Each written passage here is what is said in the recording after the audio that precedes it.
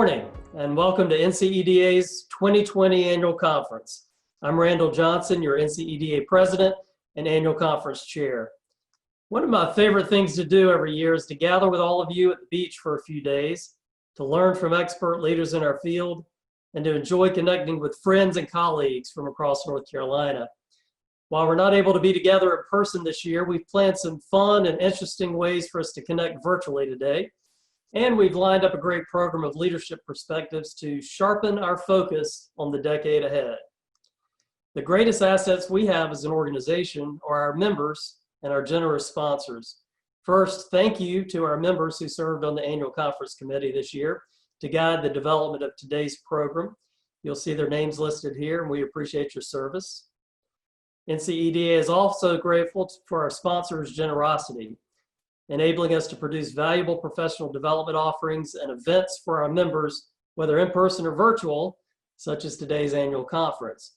So we thank you, our annual conference gold sponsors, 365 Degree Total Marketing, Duke Energy, ECS Southeast, Electricities of North Carolina Electric Cooperatives, Centera Corporation, and Terracon Consultants.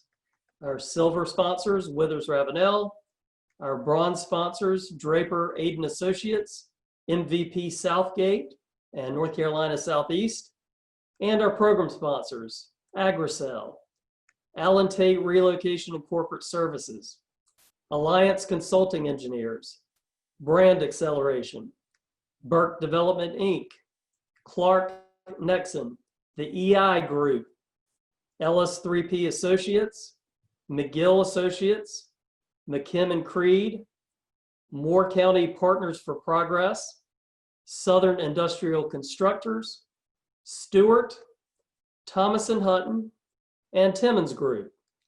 And there's also a long list of supporters who help NCEDA all year, year in and year out, to bring you these programs, our annual sponsors, who we'll showcase later this morning.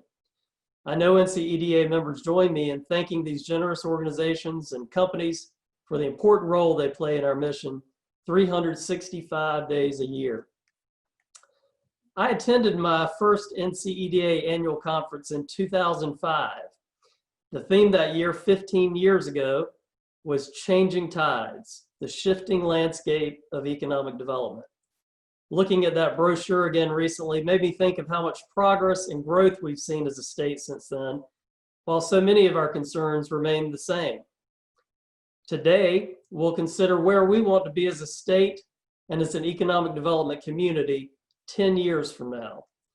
We'll look at some of the bright spots and growth opportunities in our economy, including in the life sciences sector and the aerospace sector. We'll hear about the quality of jobs in North Carolina, as well as the recent and projected shifts in demographics and population in the state, and we'll explore ways to prepare our state for growth over the next decade. Just as frontline workers and first responders are critical to managing the COVID-19 health crisis we're all facing in our communities, economic developers are the frontline workers for our economy. We must continue to support economic developers at all levels in the state, and to provide them the funding and tools they need to keep our economy resilient during these difficult times, and to help our state's economy recover from the COVID-19 impacts as the pandemic eventually subsides. The fact is, many of the assets and strengths that make North Carolina so attractive and our economy so vibrant will remain long after COVID-19. We must ensure we maintain our capacity to build on these economic strengths when the pandemic subsides, by continuing to support our frontline economic development workers. Despite the challenging times we all find ourselves in now, the future is bright in North Carolina, and I think we'll see evidence of that today. Before we welcome our stellar program of guest speakers today, let's take a look at where the organization stands and where we plan to grow over the next year. First, thank you to all of you, NCEDA's members and sponsors, for continuing to support and stay engaged with NCEDA. Because of your membership, financial support, and participation in NCEDA's webinars, conferences, and other activities, our organization remains strong and well positioned for success during these interesting times we all find ourselves navigating. I'm pleased to report our NCEDA board met recently for our annual planning session, where we reaffirmed our mission and set the stage for a productive year for our association. The first thing we did, however, was to express our gratitude to past President Pat Mitchell for her leadership last year. We appreciate her exceptional service. Thank you, Pat.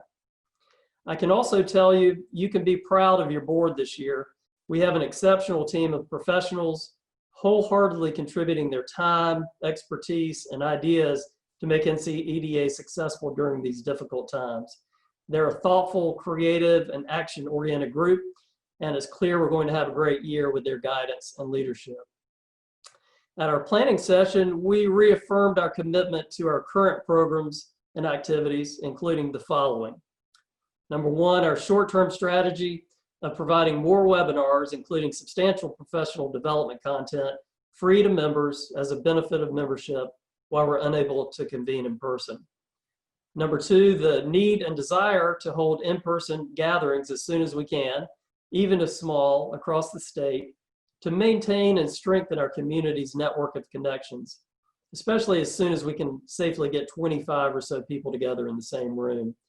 We'll hear an update in a few minutes from Josh Hallingsey, chair of the Professional Development Committee.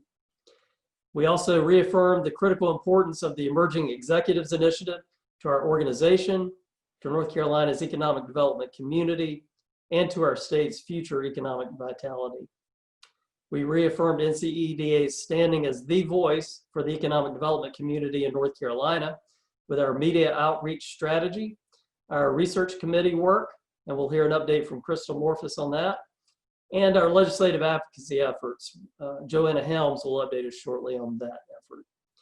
In addition to our ongoing, long-standing advocacy efforts at the state level, we've now expanded our reach to the federal level to support efforts in Congress that bolster our members in North Carolina. And Lawrence Bivens will update us after the morning break on that activity. We also reaffirmed our commitment to offering the highest level of service and benefit to our members by retaining our association management team, L2, at full strength, by maintaining our advocacy relationship with Smith Anderson, and by continuing to offer our conferences and professional development programs virtually using a wide range of online platforms. Consequently, we passed a budget that requires us to tap into some of our rainy day reserves this year to maintain that high level of service our members expect and deserve.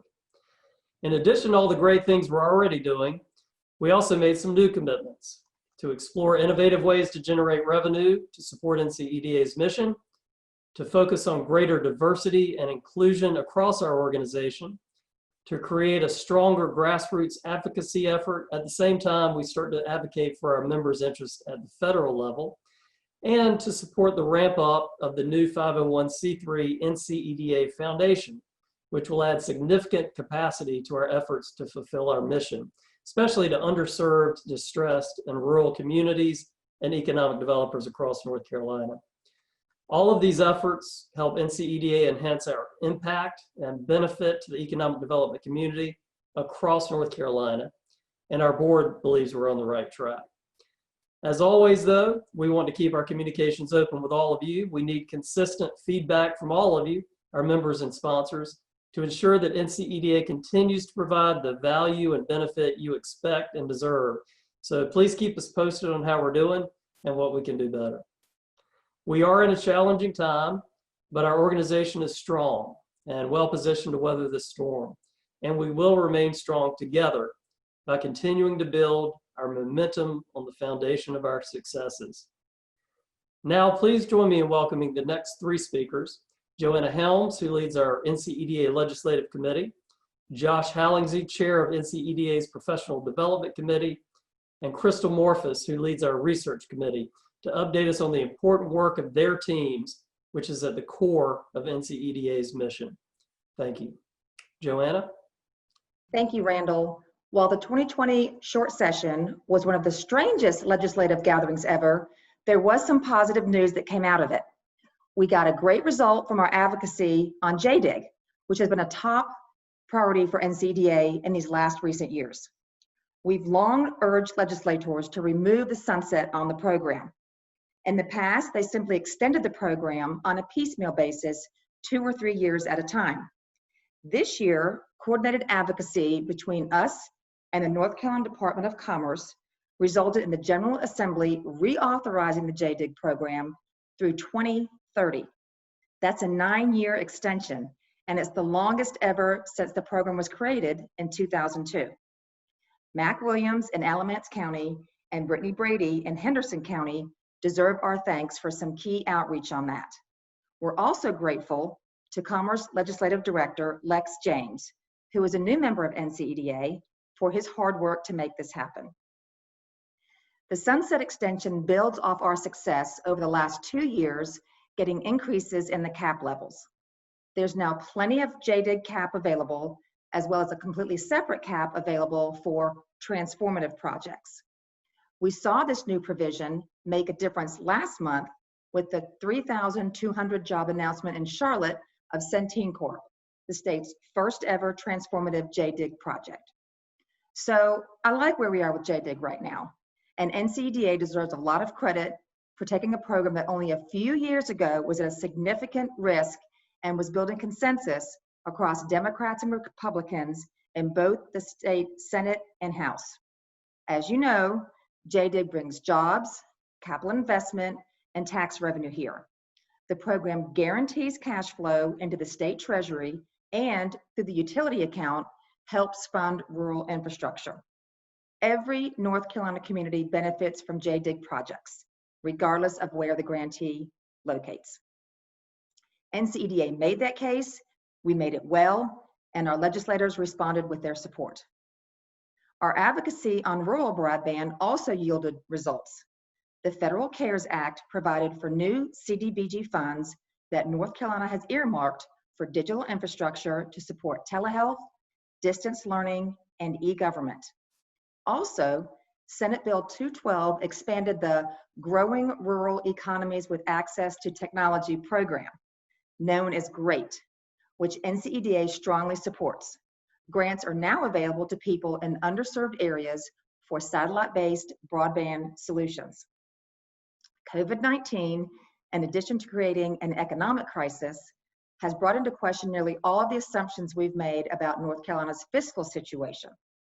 In the coming months, we will have a better feel for the state's revenue picture and a sense of what the coming budget environment will be. While the news likely won't be good, at least the timing works for the Legislative Committee, which will begin work later in the fall to consider priorities for the 2021 long session.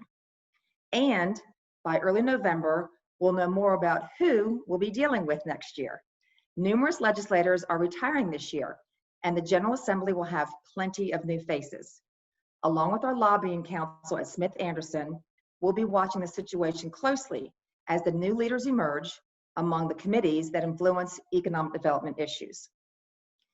Liz recently put out a call for committee signups, and we hope a few of you will opt to join the Legislative Committee.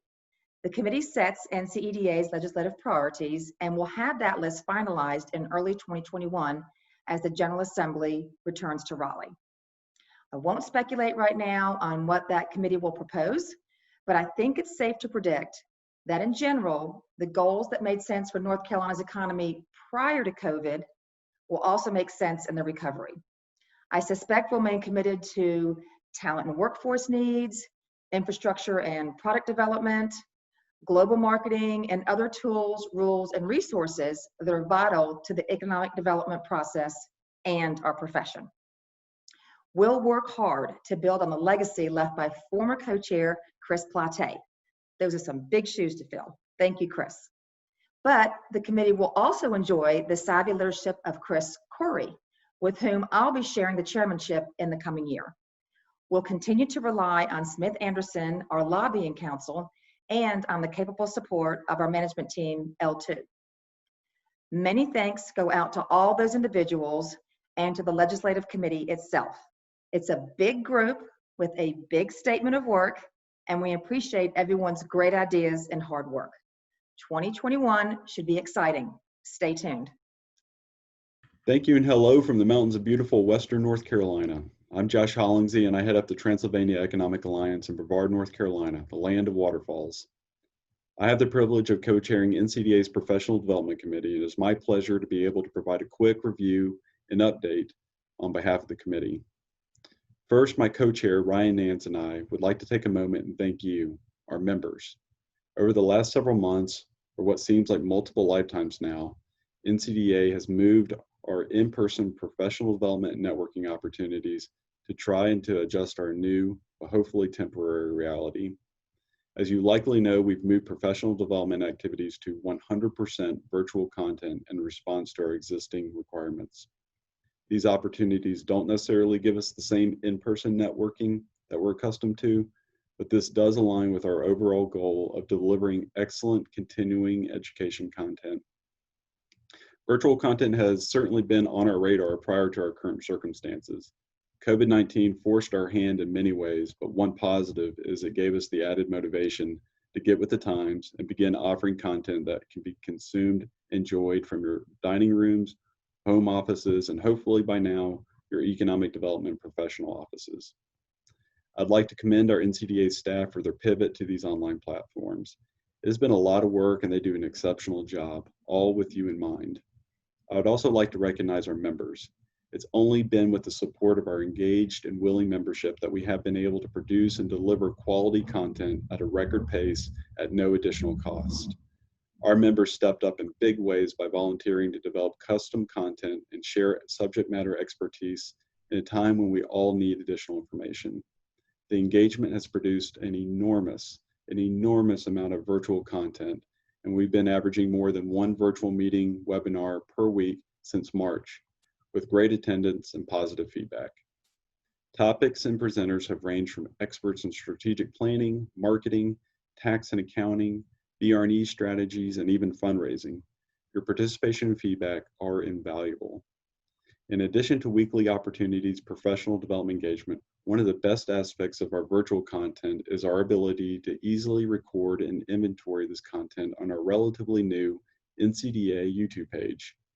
Please consider subscribing to this page to receive notifications when new free content is made available. Over the coming year, we'll be moving forward with our online content, and we will continue to look to you, our membership, for topics, trends, and in general ideas on the best way to get you the relevant and informative content that you're searching for. As we continue to look at our professional development activities in the near future, we want to be optimistic in our outlook. We hope to be able to resume our in-person networking and professional development opportunities as soon as North Carolina is safely allowed to hold such meetings. We know that these opportunities are likely to look different, be smaller in scale, and require different types of venues and physical distancing policies. Similar to our committee's work to host more regionalized professional development opportunities prior to COVID-19, when we are allowed, we plan to reconvene in person. We want to host those smaller regional events spread across our incredible state and perhaps taking advantage of some outdoor inspired venues. In addition, crossing my fingers, being able to reconvene in person, Ryan and I, along with our committee, would like to pursue new and more personal ways of delivering virtual content. We hope to be able to investigate opportunities to identify relevant economic development case studies unfolding in our state and then highlight those projects via video interviews. Our hope is to explore some of this virtual content will allow us to visit other communities, but also give our membership an opportunity to share their successes and perhaps, probably more important, lessons learned. Even more important to us is to be able to highlight the exceptional work of our economic development practitioners, allies, and partners, while also helping us advance our understanding of these often multi-month and probably multi-year projects. Our committee and staff will be working to flesh out this concept in the coming months, but stay tuned. In conclusion, thank you for the opportunity to serve on the board and co-chair this committee. NCA staff, as always, are around this time of year soliciting your involvement in committee work. Please consider getting involved with the Professional Development Committee. We would love to have your participation.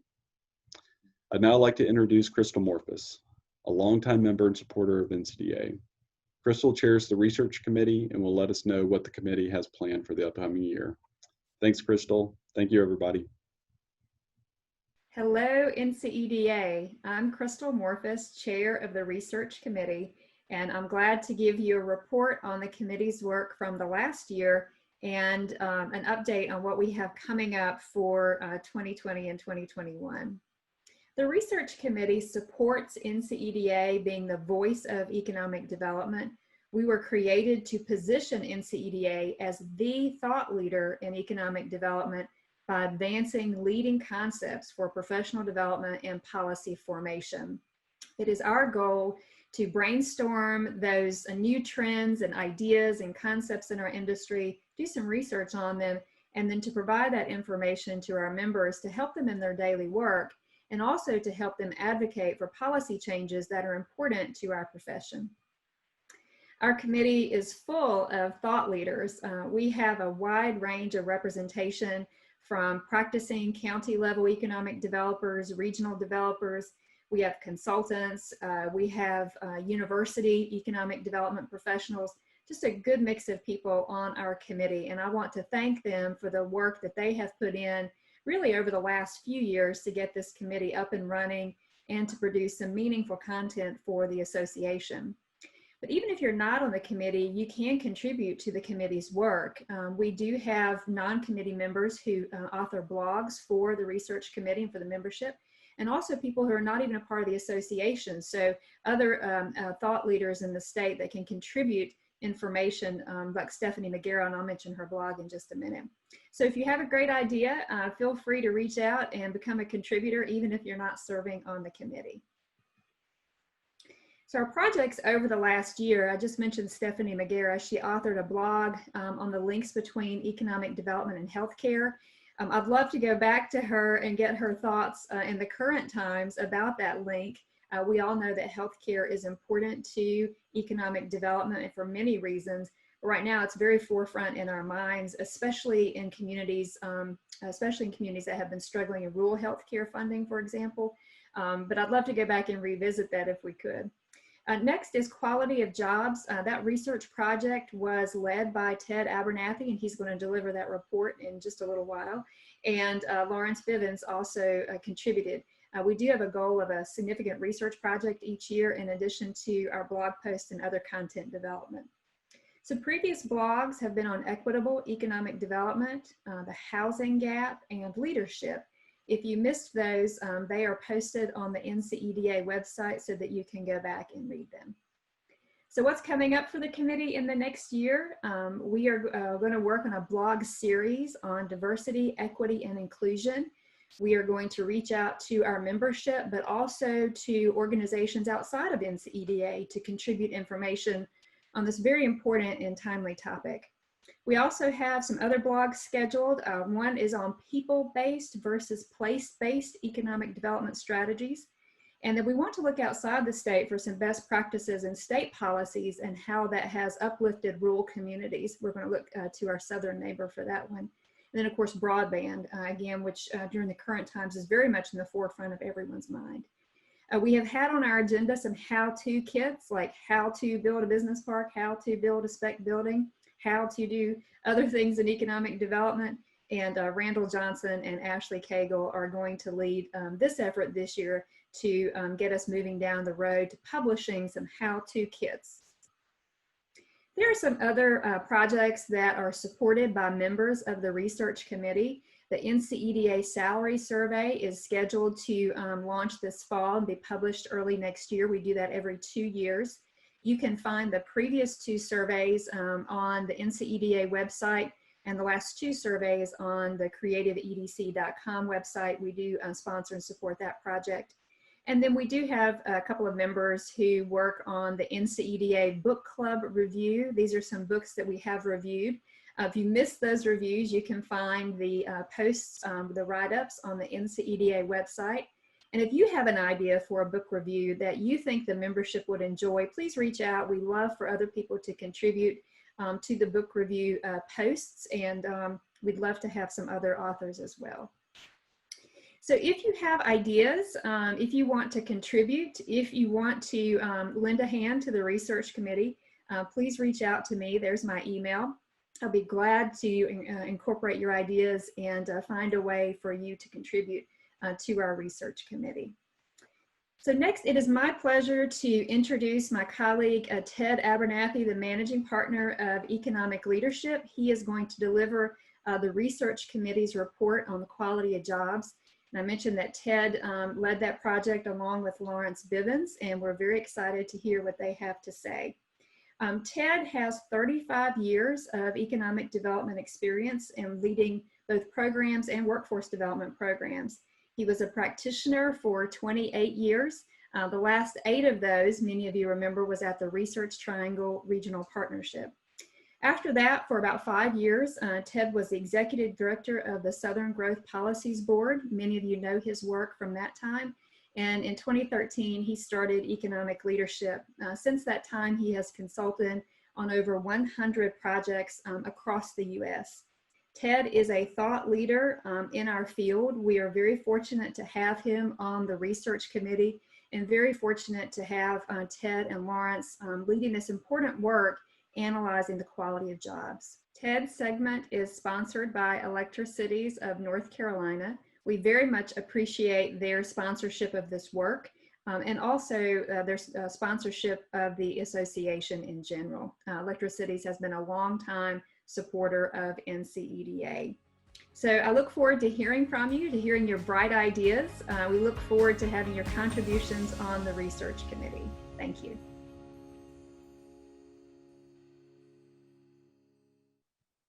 So good morning, everyone, and it's a pleasure to be with you live this morning. I wanted to do this live because the virtual stuff is something we're all getting our arms around.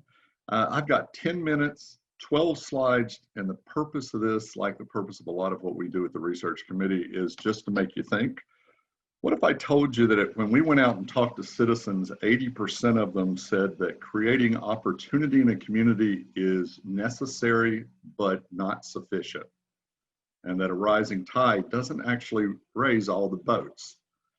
We started talking to people on another project I was doing, and when I brought it up with the research committee, they said, well, dig into that a little bit more. So we decided to start talking about the quality of jobs. And if you can put this first slide up for me, and then let's see if we can get that on the screen. The question is, what's a good job?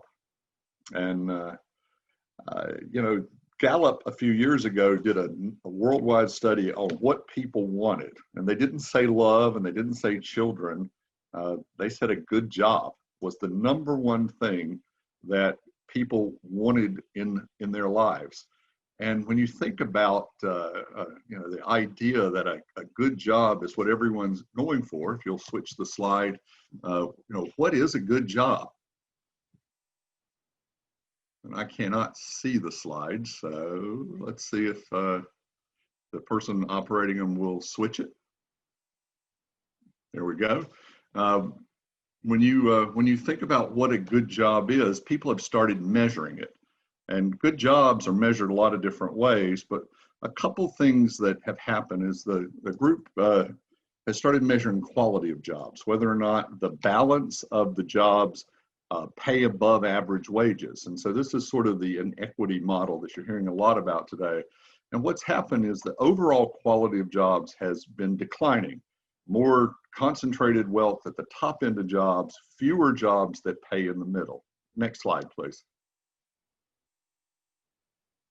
And that's happened for a lot of different reasons. There have been bounces along the way. We've had economic disruptions over the few years. But when we're trying to measure jobs, people have figured out a way to do it. Next slide. Another group, Brookings, some of you know, have started talking about opportunity jobs. And they've measured the jobs that pay a middle-class wage and have some benefits. And if you'll click, if the person with the slides will click them a couple times to bring up the next 3 just clicks for me. What you find is that it's hard to have good jobs today without a college education. And we all know that a lot of jobs don't need a college education, but 56% of the jobs they looked at across the country, and they looked at the 100 top metro areas, didn't pay a wage that allowed people to have a good job. Okay. So what we're doing with this project, and we'll put this out in a blog, is looking at overall what people think good jobs are. And then we're going to drill down to North Carolina. If you'll go to the next slide, please. In opportunity jobs, one good thing that happened is Brookings went out and did this for every major metro, including lots of metros in North Carolina. This one is for Winston-Salem. And they looked at jobs based on where they were in the industry. So in Winston-Salem, which jobs and which industries were good for people with BAs, but were also good for people without BAs. Next slide, please. And these are for all the places in North Carolina. You can get that. Next slide. So we're rolling. We're good. All right. If you'll just press about 4 more times and put yourself on mute. What we did in North Carolina is to begin to look at where the jobs were going. So which jobs in North Carolina, by what categories, were going to our rural areas, which were going to our suburban counties, the ones that are defined by the rural center that way, about 14 counties, and which ones are going to our urban counties. And what you can see is the jobs are spread out. For those jobs that are opportunity jobs in manufacturing or construction, many of them are in our suburban counties. Some are growing in our rural. Most of the high jobs with BAs are concentrating in our urban counties. We have the data for all 100 counties that we'll provide to everyone. Next slide, please. We looked next at what was a living wage. As economic developers, maybe 10 years ago, we didn't talk about living wages very often, but recently that's been a topic that people have discussed. And we looked not at different groups' definitions of it because they can be controversial, but we looked at MIT's wage metrics, their calculator. And overall, a living wage, sometimes some of us don't know what that means because you've got living wages and you've got poverty wages. Well, living wage is the bare minimum. It includes how do you just survive, and one set of clothing, no entertainment budget, the bare bones. And we started looking through those. This one happens to be Goldsboro's, what it takes to be a living wage. And unfortunately, in North Carolina, in many of our cities, the average to get to just a living wage, if you're one person with one child, is close to $50,000. And we all know that a lot of the jobs don't pay that. So we're going to put in our blog all the living wage for one person living alone and for one person living with a child, and what does that cost to live in North Carolina. Next slide, please. We looked at the percentage of jobs in every county that pay above a living wage for just one adult living by yourself. And the good news is that most jobs in our state pay that living wage. So if you're by yourself, you don't have any dependents, then the jobs will be able to support you. Next slide. But when we look at one person with a child, it changes dramatically. And just to give you a rough number, if it's one person living alone, they can support themselves, they can eat, they don't have child care, they have to pay their taxes and health care, $12 an hour, a little bit under that is a living wage. But if you have one child and you have health care and child care, that number goes to $22, $23 an hour. And what you can see on the chart here is none of our counties even have half their jobs that pay a living wage. So even the #1 county is Durham, 40-some% of its jobs pay a living wage. It means that if you have a child, half the jobs in the community aren't high enough. Next slide, please. I got in trouble when I first started economic leadership. I spoke to the North Carolina legislator and I put a chart, a map that looked like this up, and pointed out that the average wage in North Carolina is about $52,000, but that only a few of our counties actually met that average wage. We reran those numbers again, and that made the newspapers, and I had a lot of legislators calling up not happy with the chart. We ran the map again recently, and the situation hasn't changed very much. A lot of our highest concentrated jobs, like a lot of our BAs, are concentrated in our urban areas.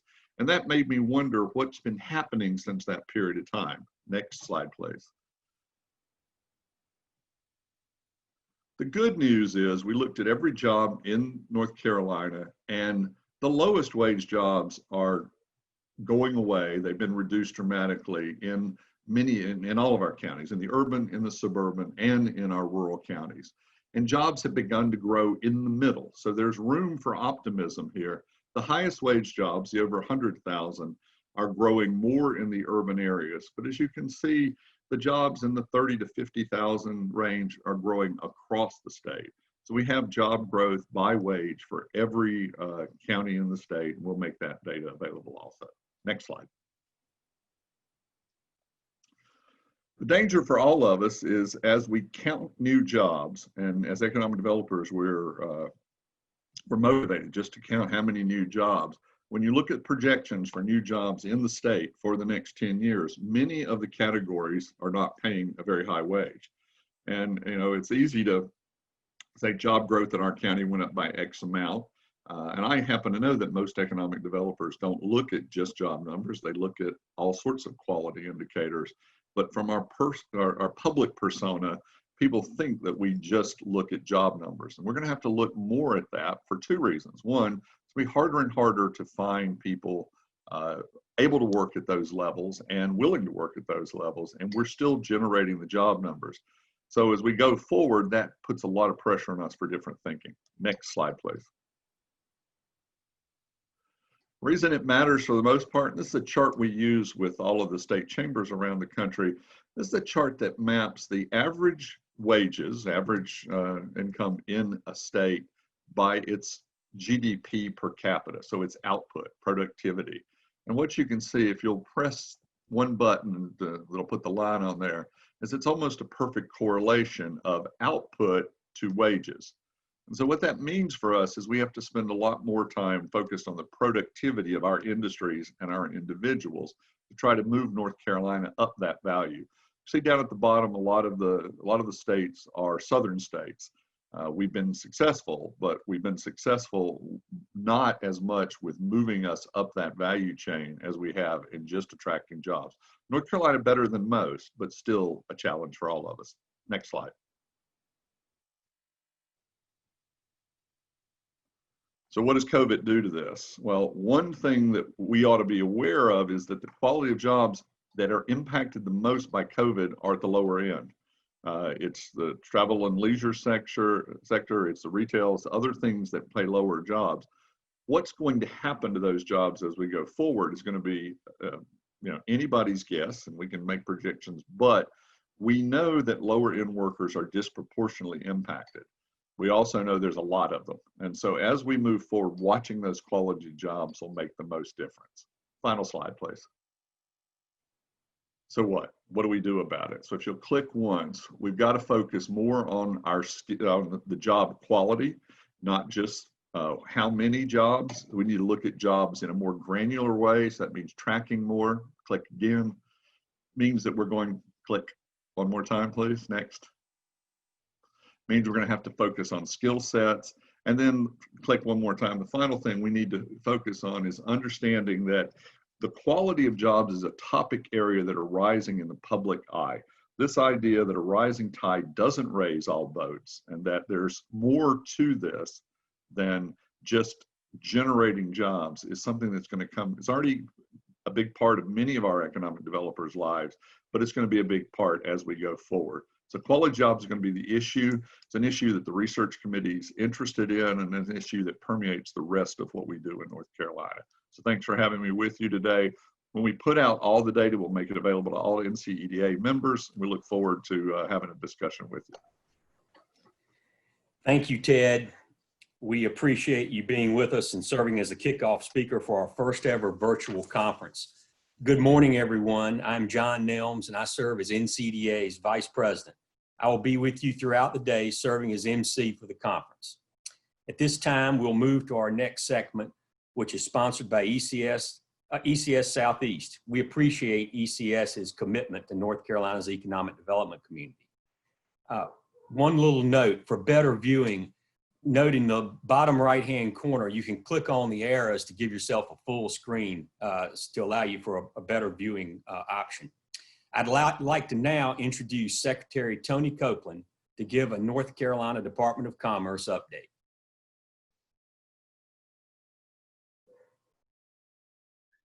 Good morning. It's a pleasure to be with you, even though it's virtually. This has been a year like no other. It will continue to be a year like no other. I'm certain of that for all of us. In many ways, this is a remarkable year in a positive and maybe perhaps in a negative way also. From a positive way, I will say that from an economic development point of view as a state, we are $3 billion ahead in inward investment than where we were last year at this time. On the other hand, let's talk about in February of this year, I was speaking to you and other people, and we were looking at less than 4% unemployment, 3.5% unemployment, which was perhaps a workforce shortage. Today, we just got recent numbers and we're slightly over 8% in unemployment. But there's even been some progress there. We were over 12% at one point in time since the pandemic, when the governor put a state of emergency in March of this year. So as our economy is moving forward and we have a lot of instability and unpredictability, I think the one thing that we're seeing is the fundamentals of our economy are strong. I want to remind you when we first got the first signs of COVID in early March, and the governor and all of us were looking at how we address this. Some of the things the governor took upon himself and decided is essential businesses and how we've got to be prepared to come back after this pandemic. The state of emergency from the beginning never shuttered manufacturing and never shuttered construction, which kept the core of our economy ready to come back. Now we have lost some manufacturing jobs, much of it due to supply chain issues from other states shutting down those companies. But by and large, much of our manufacturing and our construction has continued to thrive, and we are moving forward. But let me speak to you about some of the more startling things that we're dealing with our fellow citizens. We're looking at roughly 400,000 North Carolinians today who are receiving unemployment assistance. You know, it's easy for me to talk about a thriving economy, but for those people, there's much of quiet desperation happening. You know, the Division of Employment Security was equipped to do 3,000 claims a week. In April, we reached a peak of doing as many as 54,000 claims a day is what we were receiving. That was a startling revelation that we had to deal with. You know, we have begun a recovery, I believe. It's a fragile recovery. And the governor and I and the rest of the state are going to continue to work with that. I know many of your counties have been overwhelmingly impacted. We look at particularly the leisure and hospitality industry. If we look at our unemployment rate, which came out today at around 8%, it's overwhelmingly made up of leisure and hospitality. That industry has been devastated. What are some of the other problems we're looking at? As you've seen, our universities are struggling to open, our public schools are struggling to open. At the same time that all of us are working to prop up the economy and move forward and grow as we've done always. But there are encouraging signs that we're doing also. As I mentioned, we're $3.3 billion ahead in capital investment. We're basically at par where we were last year in job development in the state. At the same time, we have 400,000 people in unemployment. None of us have experienced this before. I want to talk about some of the projects that we've gotten this year. We've got many life sciences projects. North Carolina has landed the largest project in the history of the state with Centene, with 3,200 jobs and over $1 billion of investment. We've put advanced manufacturing in some of the rural areas. We've put some of the personal hygiene products in other places. We've even done some auto supply announcements. But we continue to work with those diligently. And we see a pipeline for the rest of the year continuing to be very good also. One of the things that's encouraging is we look at companies from around the world that are continuing to look at us and see us as a safe and stable place to do business with a workforce second to none. that has remained in place. You know, I'm excited about the future. I'm excited about what we're doing. I want to thank all of you for the achievements that we've done. I've been in this position nearly 4 years. I was appointed to this position in January of 2017 when the governor came in. With your help, we've brought stability back to the economic development process. We've eliminated some of the social legislation, HB2 and others, to give confidence to the world with our economy. We've continued to keep our incentives intact. We have some of the most respected incentive programs in the world, and we have maintained their integrity thanks to help with people like you and what you're doing in all of these counties. It's been a pleasure for me to work with you. It's such a great position to be in this a state like ours. You and I are both lucky. We have a great product. We have a workforce second to none. We have a healthcare system second to none in the country, and the world views us that way. I want to thank you for allowing me to work with you. I hope to continue working with you. Thank you. Thank you, Secretary Copeland, for your leadership at the Department of Commerce and for being with us today. Our next speaker is longtime member of NCDA. Please join me in welcoming Bill Bullock with the North Carolina Biotechnology Center to spotlight the life sciences sector. Very good. I hope everybody can hear me. Thank you, John, for the introduction. Thank you, Secretary Copeland, for your comments, for your leadership in economic development, as well as your support for the life sciences. What I'll mention in a minute is, this is a spotlight on life sciences for a few minutes, which, by the way, Randall will get mad at me if I don't start my watch here to stay on time. So there we go, 10 minutes, Randall. I hopefully, the comments of Secretary Copeland are sobering to the reality of where we are with the pandemic. Hopefully this is going to be a little bit of a bright light on some things that are going pretty well in the life sciences industry. I did want to point out, as you can see, that I'm not in my closet. I'm not in my bedroom. And in fact, I'm talking to you from the auditorium of the Biotech Center. And part of the reason that we're doing that is we've actually upgraded the center, but nobody would know that since we haven't seen anybody since March. So I want to give a quick shout out to Sean Thegan, who's our AV guru here at the center, who's going to be directing our show today. So if I could have the next slide, please. So in our time together in 10 minutes, what I really would like to touch on is three things. One is that it's been alluded to a little bit. Secretary Copeland mentioned the growth in life sciences has been pretty robust, and it's been very robust in the last 5 years.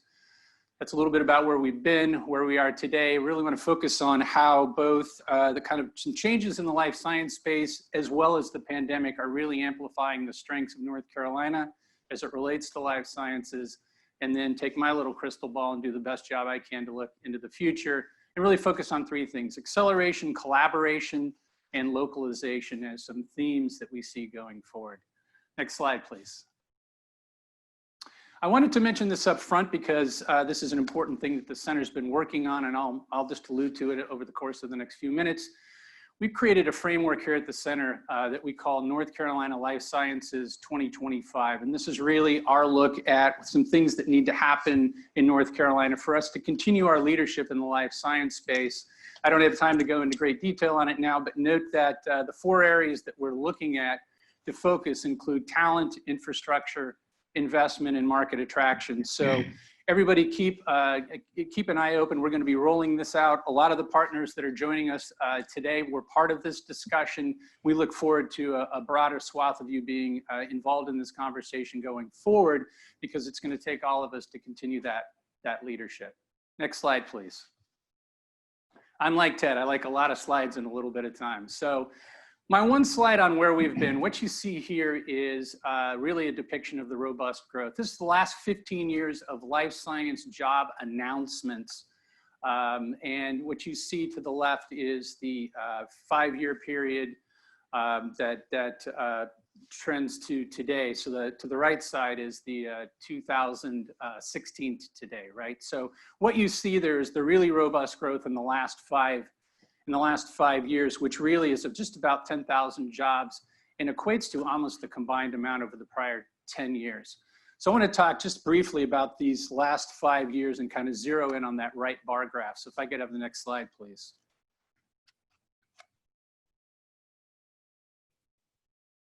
All right, there we go. So this is the last 5 years of life science job announcements in North Carolina. And what I want to focus on is the left side. And what you see on the far left is almost 3,000 jobs in the area of clinical research, regulatory, and the medical diagnostic testing space. Right next to that is biomanufacturing, and a close third is pharmaceuticals. So those three segments over the last 5 years are nearly 10,000 jobs announced in the life science space in North Carolina have been made up of those three areas. So this gets me from the kind of robust growth notion into the amplifying our strengths. These are areas that we've been good at traditionally, and as some of the trends are changing in the life science space, we're really doubling down on our strengths to really be a really notable location to kind of meet these trends where they are. Next slide, please. This is another different look at that same data from the last 5 years. And again, what you can see on the left-hand side is a lot of that growth is in manufacturing, as well as services and administrative. That services and administrative piece really captures some of the medical diagnostics and CRO component. I think the other thing that's worthy of note is the fourth bar. Just over 10% of our growth in job announcement has been in kind of the more traditional research and development and industrial space. So while we're very good at innovation in North Carolina, and a lot of our innovation in research and development is happening in small companies, we have a big opportunity here to continue to try to grow the kind of the larger industrial base in terms of attracting and growing those companies in the pure innovation side. Next slide, please. So where are we today? Don't have enough time to go in great detail, but I wanted to highlight an area that's been really hot in the last 3 years, and that's the area of gene and cell therapy. You can see on the top line a number of the companies that have chosen to expand or come to North Carolina, including Bamboo Pfizer, Bluebird Bio, Avexis, Selectus, Dentis, and then most recently this month, Beam Therapeutics out of Boston. So why the growth in this space? Well, this has only been approved, these technologies have only been approved by the FDA in the last 3 years, and they focus on generally initially these rare diseases. And the reason that I bring that up is this is a dynamic that's kind of reshaping in the context of precision medicine, more precise applications of biology to providing treatments to cure disease. And what that's done in the landscape of economic development is it's really put a premium on acceleration, right? So the clinical and development timeline is really shortened because of the nature of these types of projects and the rare disease populations that they're testing. It's really put a prime focus on mitigating risk and the ability to accelerate the timelines, but in a way that's very responsible because it's a very highly regulated industry, and so safety is paramount. So the things we're really good at traditionally in North Carolina, the diversity of our sector has really allowed these companies that are trending in a new form of advanced manufacturing and life sciences to see North Carolina as a premier destination. Next, please. So no conversation about life sciences would be complete if we didn't reference the pandemic and the coronavirus issues. Again, I think what I just talked about around North Carolina's longstanding strengths around innovation and our ability to transform that innovation into action is really playing out relative to the coronavirus pandemic. We've seen a heightened awareness of the need for speed in diagnostics, testing, devices, materials, therapeutics, vaccines, all areas that North Carolina pretty uniquely is good at across that. Our ongoing fundamentals remain very critical to our ability to attract that new investment. And then of course, workforce, and talent continues to be our holy grail of our attractiveness. All of this kind of equates in my mind to this simple of equation. You gotta have assets, you can't make that up. We have an abundance of them in North Carolina, but if you don't create great access to those assets, you diminish your ability to grow. We've done that really well, we need to keep working on that, but that combination of assets and access really has allowed us to excel in the area of acceleration, which is what companies are looking for traditionally as they come in, but really highlighted in the pandemic. Next slide, please. So where are we going? What's future look like? I'm stealing this from the Site Selectors Guild. So for anybody that is concerned about that, my apologies. But if you looked at if you happen to tune into their webinar a couple of weeks ago, looking at the future of kind of urban, suburban, rural, and what the future looks like, I thought it was just worthy of noting that when they canvassed the Guild members, that in terms of project activity going forward, they saw biotech and life sciences the #1 area. So I think that's very encouraging from an economic development perspective, given everything I just talked about how well North Carolina is positioned to continue to thrive in that area. Next slide, please. So what does that future look like? Obviously, from a life science perspective, there will continue to be a near-term focus on the pandemic. We talked a little bit about that. But a lot of the things that were already happening in the life sciences are continuing to go on, right? This convergence of biology, data science, and engineering is real, and it's continuing to move forward at a rapid rate. And it's doing so across the value chain, from research to development to manufacturing into the marketplace. And I'm gonna have the good pleasure to introduce somebody in a company to you in just a moment that really embodies this convergence and the impact that it can potentially have here in the US and North Carolina as well. I mentioned collaboration. It's always important. We've talked about it for a long time, but I think the pandemic's put a real focus on how teams work together to accelerate outcomes that are important for our population. I think that will continue to be emphasized. It really plays to this access issue of how we work together as collaboratively as we can. Companies value that. They see that it continues to be important. Issues of longstanding discussions around advanced manufacturing and automation. We're going to hear a little bit more about that in just a second too. But workforce. We have to continue to build our workforce to be able to meet that demand. And then lastly, I wanted to just mention localization and the topic around reshoring and domestic supply chain. And my overarching comment here and my perspective on this from the standpoint of life sciences, there's absolutely a conversation going on there, but it depends which conversation you're having, right? So reshoring was happening before the pandemic, certainly in the life science space, given the shrinking differential in wages and some of the other issues, but it depends what you talk about. If you talk about pharmaceuticals, it's a complicated discussion. That's a very distributed pipeline of supply chain that feeds pharma. There'll have to be some incentives. There'll have to be some focus on national security probably to make that happen, and that will probably take a while. But there's also some very near-term opportunities that are out there. In the area, one example is PPE, where I think that's happening today, and we'll talk about that a little bit more in just a second. So I want to finish my comments before I make my introduction with one last slide, please. And so I just wanted to highlight that to some of Ted's comments, right? That it's not just the quality of the job, but who has access to those jobs. And so while the triangle continues to be kind of the epicenter of a lot of our life science activity, this is a technology that's benefiting statewide. And our offices across the state are working with partners, all of you in your communities, through a whole series of different programs that I won't go through right now given the time constraints. But we have things in workforce, we have regional health initiatives, we have a medical device testing center of excellence project. We are working on scaling something called NC Bioneer Venture Challenge that Randall in the Southeast with some partners put on just recently. We've got a veterans outreach program looking how to take the 23,000 transitioning military in North Carolina and connect them closer to jobs in the life sciences, and how we continue to increase the breadth of what we do to things like medical devices, where we have a consortium in Charlotte. So with that, I'm going to end my comments. What's really exciting about my introduction of the next person is I'm up here just talking the talk, which is fine. That's what I get paid to do. But I've got somebody who's actually walking the walk here.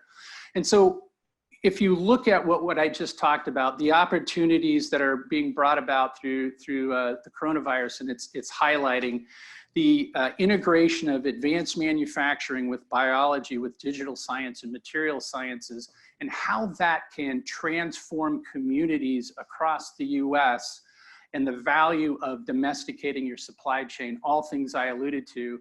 I have the good pleasure of introducing the founder and CEO of a company called Laws of Motion, and their CEO, Carly Beege. And Carly is a dynamo, as you'll see in a second.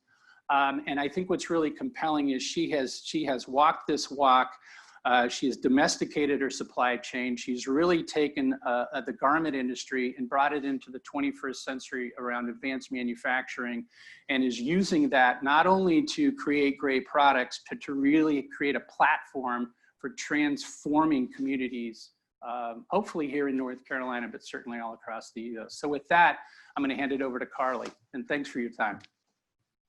Bill, thank you so much. Good morning, everybody. My name is Carly Beege, and I'm the founder and CEO of Laws of Motion. Laws of Motion is a brand that believes in being a force at whatever it is that you choose to do. And more specifically, we make clothes that fit. It started as an idea when I was a management consultant, and I went shopping one Saturday with a male colleague of mine and saw for the first time how the other half shopped. Right, so he went into a semi-custom menswear shop and he sipped whiskey and picked fabric and got measured, and he was out the door in 30 minutes. And then I spent my entire Saturday up and down, Fifth Avenue, trying to find a basic black dress that sort of fit, was sort of my style. Took to get tailored, waited a week, and in the end, I paid twice the price for something I liked half as much. And I went back to my consulting team that Monday and I said, I don't know how I'm going to do it, but I'm going to find a way to use data science to make perfect fitting women's clothing, and that's what we did. Next slide, please. Laws of Motion started as a direct-to-consumer women's wear brand that combines on-demand American-based manufacturing, textile innovation, and broader data science to deliver perfect-fitting women's clothing in a very innovative and scalable way. We started with quite the bang. Next slide, please. We reached our first month's month's revenue target on day one. We then saw over 100% month-over-month growth as we scaled. Spent time with the Today Show and Fast Company. We're a Time Magazine Invention of the Year in 2019. And then COVID hit. Next slide, please. Now, what's interesting about being a New York City-based brand is that we were quite literally, in the middle of all of this and experiencing firsthand what a dire need there was for PPE in the United States. And you would hear from friends and physicians who were working in hospitals that they were wearing trash bags and tablecloths and re-wearing, N95s multiple days in a row. And I was very sick myself. Then early March, I had COVID. And it was during that time that the Laws of Motion team said, this is when we dig into the ingenuity and the innovation that got us here. And we are going to pivot and we are going to do everything that we can do to help. Next slide, please. That started as being first and foremost, as a brand that made high quality PPE in America for America. And we pivoted our entire US supply chain in order to do this. We started as a COVID task force member in New York, delivering over 2 million surgical gowns in a 5-week period surrounding the apex of COVID. We then went on to supply hospitals, other states, the federal government, and the Department of Defense. And what was really critical here is seeing just how valuable a US-based supply chain was. And that's what we're here about today. Going forward, next slide, please. Going forward, Laws of Motion will continue to invest in our state-of-the-art supply chain. We believe that innovative machinery and proprietary materials and the right assortment of products in the United States not only creates incredible economic opportunity in the form of thousands of jobs that allow you to train and grow into the 21st century, but it also allows us to safeguard and mitigate risk against dependency on foreign entities. In addition to that, there's an opportunity to introduce sustainability and zero waste in a way that we found incredibly successful as a women's wear brand, but to do that in the form of PPE and partnering with hospital systems and sustainability leaders in order to create upcycled programs that allow us to repurpose used PPE in a meaningful way in the textile production lifecycle. Next slide, please. I think whenever you think about broad scale change and bringing an industry into a kind of a new era, it's about recognizing and celebrating the heritage of what has already existed, and then investing in innovation that will carry that legacy forward. And that's exactly what Laws in Motion intends to do in North Carolina. We will do that first by bringing next generation manufacturing capabilities with state-of-the-art machinery and creating thousands of jobs that provide advanced opportunities for workers across the state. We will also invest in innovative textile production, both the formulas itself and pushing the boundaries of what's possible from a performance and medical efficacy standpoint, but really tapping into the academic institutions in the state to bring that to life. And then finally is the opportunity to drive sustainability and continue to be a leader in zero waste capabilities by introducing upcycling of raw materials and by furthering the opportunity for building development in a way that not only allows for net neutral carbon solutions, but really brings leadership to the state in terms of what's possible from a building and overall energy source standpoint. Next slide, please. We started this by saying that Laws in Motion as a brand believes in being a force at whatever it is that you choose to do. And I'm certain that together we will be a force for economic development opportunity across the state of North Carolina. Thank you.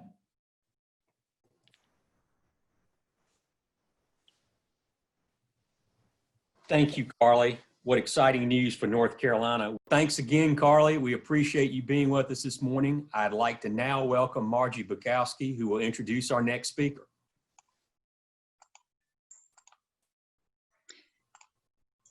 Good morning. It's my pleasure to introduce Patrick Bowen, president of the Bowen National Research.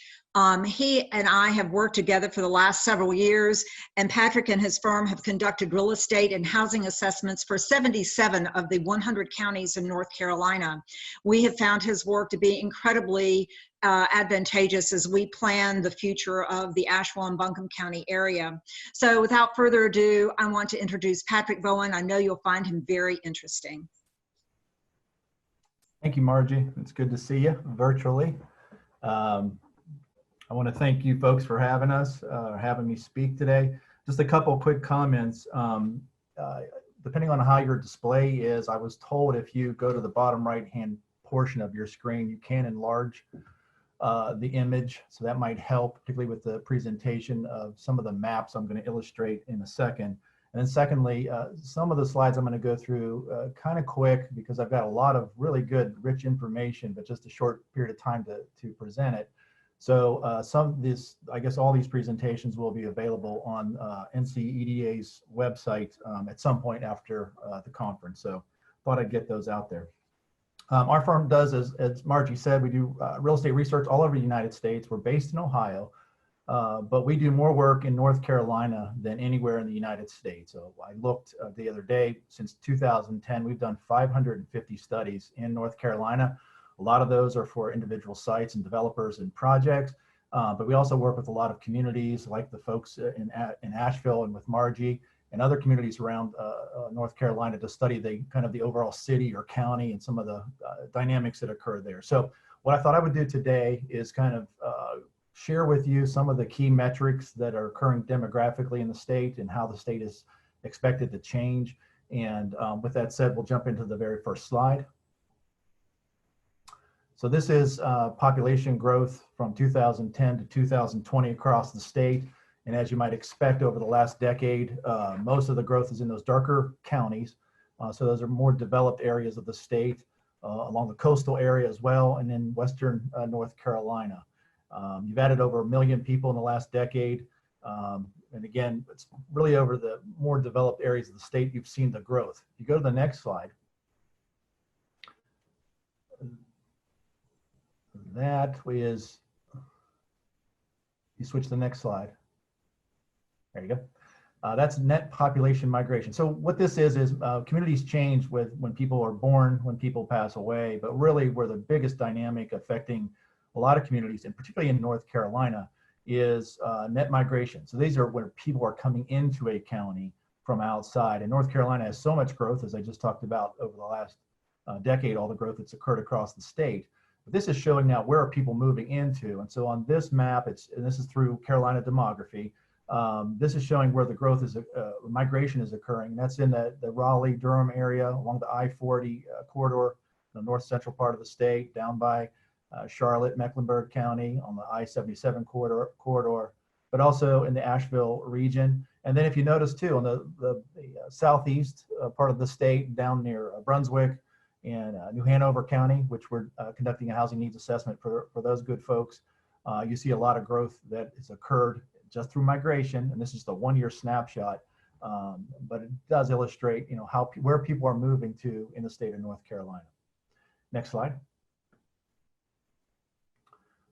So this is annual population growth rates. So this is, now we're going to look to the future. I know the conference talked about looking up to the year 2030, but our crystal ball and the demographer's crystal ball isn't that good, and so it only goes up to the next 5 years. And so this is annual population growth rates up to 2025.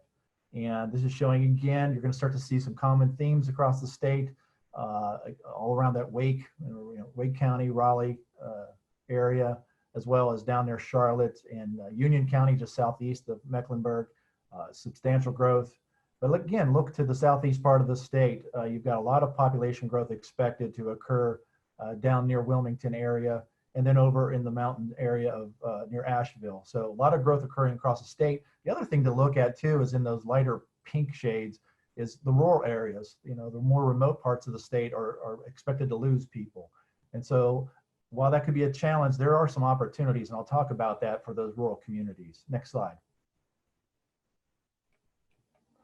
So this is households aged 65 and older in the year 2020 across the state. And we all hear about baby boomers and how significant they are and how they continue to grow. And so this is the concentration of, again, this is not population, this is households age 65 and older.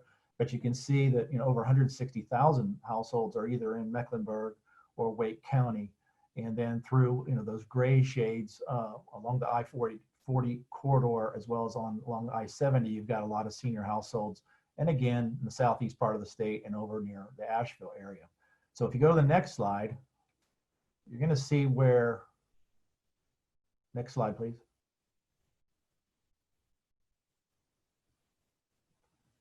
Thank you. This is the growth projected for senior households over the next 5 years, and darker shades, higher growth. And I just circled some of the ones that were really standing out. And most of that growth for the senior households is in that area just outside of the Raleigh-Durham area, as well as northeast of Mecklenburg County up in Cabarrus County. And then again, you're starting to see a theme on the southeast part of the state, a lot of anticipated growth in senior households down near the Wilmington area. Now, the thing to keep in mind is this isn't all of a sudden seniors gravitating to North Carolina and gravitating to these communities. That's happening. People retire to North Carolina. It's a great place to retire. But a lot of this is just people aging in place. And so as communities and economic development, as you think forward to what should we be anticipating, and a lot of this discussion really is tying demographics to housing, which I believe is an economic factor. You have to be thinking about senior characteristics, and this wave that's coming through, we're all aware of, it still needs, communities need to plan for it. And I think a lot of communities we've talked to are starting to realize how significant this change is. Next slide, please. So this is median family household income growth. I just wanted to show a quick backward step of the last 5 years to kind of show where the growth is. Darker shades, the greater growth. The top map is the illustration of the change in family median household incomes in dollars, thousands of dollars. The bottom graph is in percent change. So no surprises here. They both show much the same thing. And you can see where the household growth has been occurring, again, in those kind of metropolitan areas, the Asheville area, and again, down in the southeast part of the state. Next slide, please.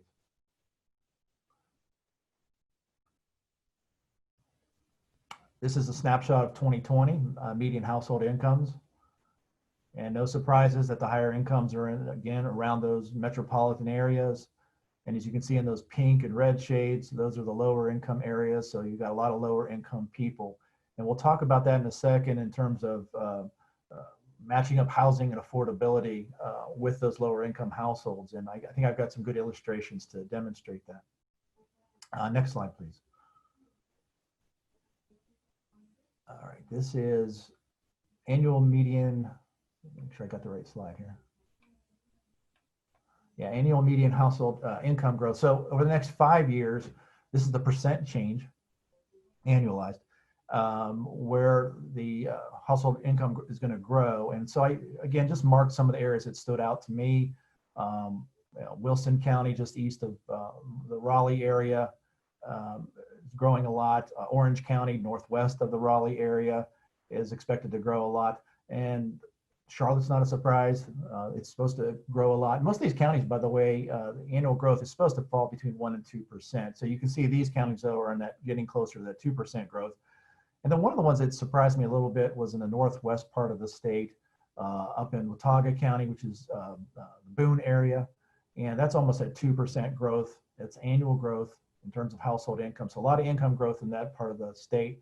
But nonetheless, assuming that the economy recovers, a lot of these projections were likely made before COVID took hold. So these might get downgraded a bit, but still you got some positive income growth over the next 5 years.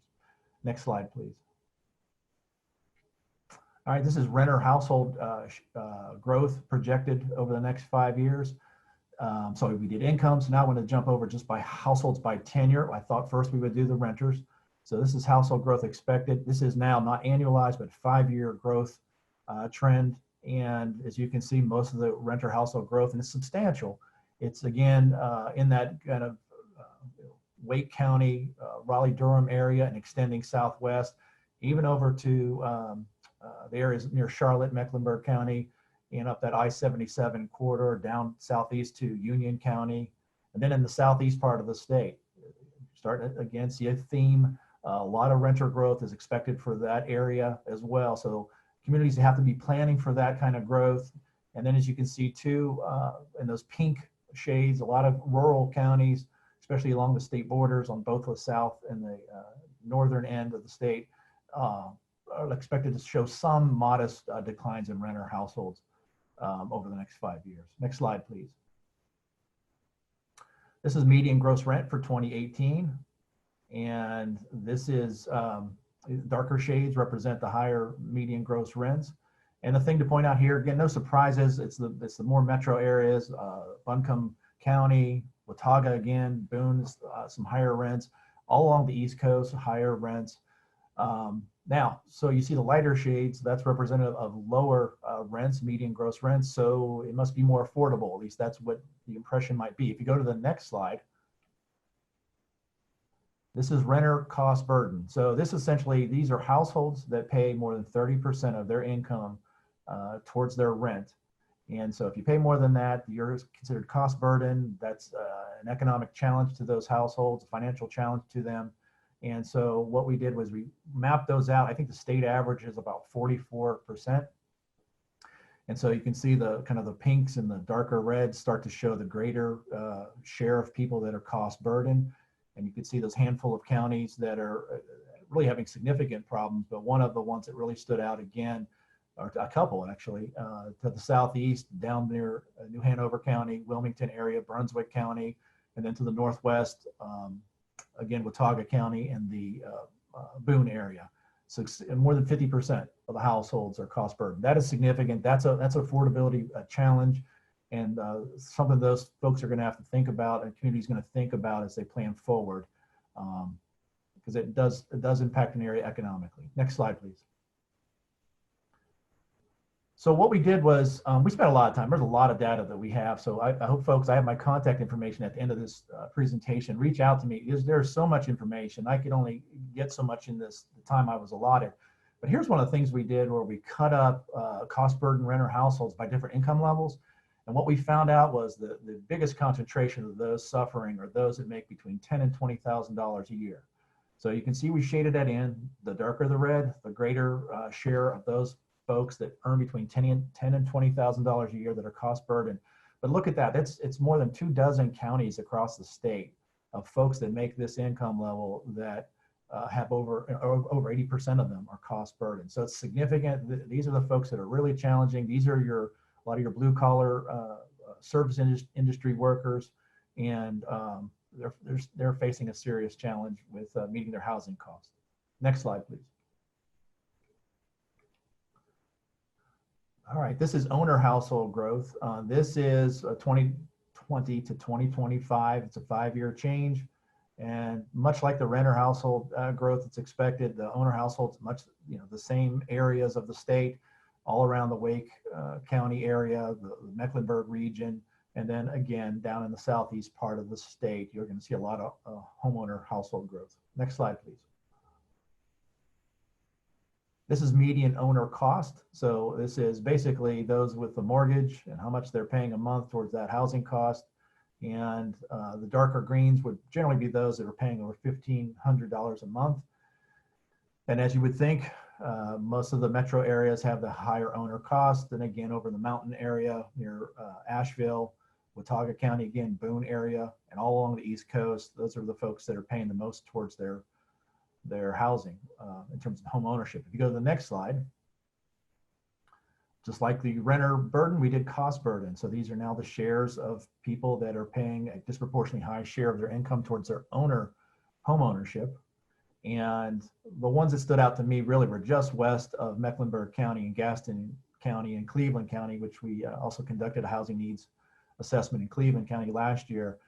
You got a lot of folks that are homeowners that are cost burden and showing up in those reds over 40%. So renters have the greater challenge, but homeowners aren't escaping affordability issues as well. Next slide, please. So this is one that I think a lot of folks aren't thinking about that, but they really should as they kind of plan for the future in their community. This is persons under the age of 65 that have a disability. We excluded those that are 65 and older because a lot of senior folks do have disabilities. We just wanted to see those that were under age 65 to get some sense of the degree of the challenges of these folks and who have special needs and may have housing needs that have to match up with those specific challenges they have. And so as you can see, a lot of the darker greens are the higher shares, generally representing about 1 in 10 households that have some kind of disability. So as communities think forward and think about what type of housing they need to have to match up with these folks, accessibility issues and things like that, certainly there's going to be a lot of counties and a lot of part of the state that will have to face this challenge. Next slide, please.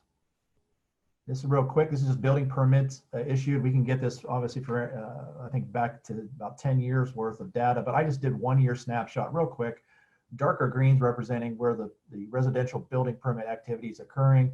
It's generally 300 or more units within an individual county. So you can see a lot of activity in most areas of the state, maybe with the exception of some of the more remote and rural parts of the far northeast and far western part of the state. Next slide, please.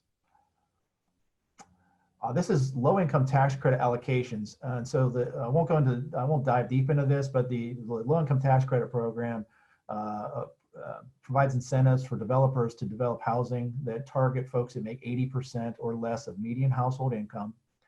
They do this annually. It's a competitive process.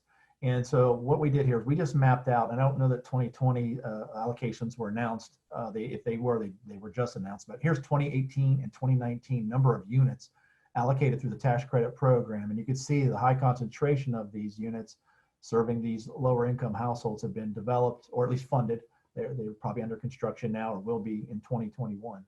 But these are where the concentrations are in Mecklenburg and up in the Raleigh area as well, Wake County, and then along that I-40 corridor and then down towards Charlotte on the I-77 corridor. But I think more than half of the counties in the state did not get any tax credit allocations, and there's reasons for that, but basically is indicating that the low-income tax credit program isn't reaching into rural North Carolina. Next slide, please. I throw this in because of what we're going through with COVID-19 and a lot of people working from home and kids learning from home. And so I threw this in to show you the share of households that have, this would be households that have subscribed to broadband internet. And you can see the concentration of those, the darker greens representing the highest shares, generally over 80%. And then the lighter shades, though, that's really what stands out. It's a lot of rural counties that folks are not, do not have broadband internet. Some due to financial reasons, some due to this, it's not available to them. And I know in North Carolina, they've made efforts to expand broadband internet, but there's still a lot of folks that don't have it. And that's going to be interesting to watch over the next year, really, to see what happens with internet access and remote learning and remote working. Next slide, please. So you got internet, but also wanted to see who has a computer. And so again, this is the share of households that have a computer across the state, the central part of the state and the coastal area. It has a high, households have a high share, or a high share of households have computers. But in the rural areas, again, a lot of folks don't have them, and that will present some challenges for those folks working and learning remotely. Next slide, please. This is just people using public transit. So no surprises, it's in the metro areas, but more important, it's the rural areas of the state. Folks do not have access to, and so therefore they can't use public transit. So that poses a challenge for them to get to their jobs, to get to different services, healthcare, and things like that. The bottom graph is one that I would really be fascinated to watch over the next year or two. This is from 2018, but it shows the share of people that are working from home. And as we all know now, in fact, a lot of folks are at this conference are attending from their homes. This is the share that are across the state that are working there now, working from home now. But I suspect this is going to skyrocket over the next. It has already, but it will definitely skyrocket, I think, in the next year or two. Next slide, please. This is households with a vehicle or without a vehicle, and I did owners at the top, renters at the bottom. Really the thing that stands out on this is the bottom graph. If you look at some of those counties on the northern border of the state, many of them have more than 20% of their renter households do not have an access to a vehicle. So if you start thinking about affordability of housing, the lack of public transportation, the lack of a vehicle, and now you start to see the difficulty that a lot of these folks in rural North Carolina face. Next slide, please. This is transportation costs as a percent of income. This is pretty stunning. This is one of the ones that I kind of caught me by surprise. And you see all the dark shades. It's really in the rural areas of the state of North Carolina where these people are paying generally, close to 40% or more of their income towards their housing costs. Throw that back to the cost burden number that I showed you for renter households in particular, where a lot of folks are paying over 30% of their income towards their housing costs. Throw this with that, and now you see they really don't have a lot of money left for discretionary spending to kind of boost your economy. And so transportation is another issue, definitely, that areas of North Carolina and the rural areas need to focus in on. Next slide, please. Commuting patterns. I'm gonna pass this slide pretty quick because I know I'm running out of time. And let me jump over to the next slide if we could. This is really the net gain of commuters on a daily basis. And so these are people commuting in, commuting out. What's the net difference? And as you can expect, a lot of areas, the metro areas, are gaining a lot of people because they're commuting in, but they're moving back out into the bedroom communities and the surrounding counties. But I can tell you this, and that I did jump over that preceding slide. There are rural parts of North Carolina, there are opportunities to grab a lot of these commuters, because even the rural communities that we've studied a lot of rural communities in the last 18 months, North Carolina, Tennessee, and Virginia.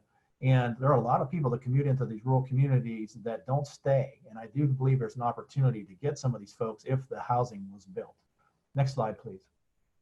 Just a couple slides left here real quick. This is, we surveyed more than 10,000 people in the last 18 months, mostly in the Southeast United States, Midwest, and basically got their input on what are their challenges. We broke this out by what residents are facing, and it's common. Really it is. It's affordability, availability, quality of housing, and things they would hope that the community can put in as solutions. And so I listed those out. Again, you can access this full list on the NCEDA website once they post all the presentation.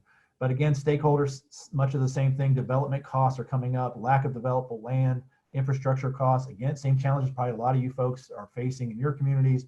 It's a national problem, but definitely we're learning that here in the Southeast United States. And then even employers, that's one way we've really, a lot of communities are asking us now to expand our research and get to employers and ask them what is happening. And they're having a difficulty attracting, retaining employees, in part because they don't have the housing. So I know you're focusing in on economic development, but housing is a key part of it. And that's what we're getting from a lot of the local employers in these communities we talk to. This is the last slide, and all I want to do on this one, these are, a lot of these are trends that are happening around the country in North Carolina. And so I've covered a lot of these. Really, the ones I want to cover is the last two, and I appreciate you advancing the slide without my instructions. The last two, and that is really what we're learning is, and I don't know how big this trend is going to be, but with COVID-19, there does appear to be some interest of people moving to rural communities because they have the ability now to work remotely. Their kids can now learn remotely. And so they're not as tied to a community as they used to be. There appears to be a trend of people shifting and looking to these rural communities. So it'll be fascinating to watch if that does materialize fully, or if this is a short time bump in this trend. The other one is, and we're looking at a couple university markets right now, and it'd be interesting to watch whether the reduced enrollment, but actually reduced on classes that are actually being held on campus, how that's going to affect. Some schools are delayed opening, some have reduced actual on-class enrollment. And so what is the economic impact on not just the university, not just the housing market, but on those local economies for those college towns? So a lot of interesting trends that are happening across the state. I hope that this sheds some light on some of the things to anticipate and to think about economic development. I know Ted had talked about when he was opening up about wages and living wages and things like that. And I cannot stress enough that clearly wages and job growth and all that is key to economic growth. But I guarantee you, housing has to be part of the discussion, has to be part of that formula. Because if you don't have the right housing, you can't hold on to employees. And one just super quick comment, a lot of the coastal areas of the United States, and North Carolina is no exception, you've got a lot of higher rents, as I showed in the maps just a moment ago, and yet wages don't match up with those people that are working out there and try to afford to live out there. And so you get a lot of people commuting long distances to work out on the coastal areas of the country. They can't sustain it. And that's even touching now teachers and public service workers, police officers, and people like that. So this is a critical economic factor and something that I hope folks give some thought to. I appreciate the time.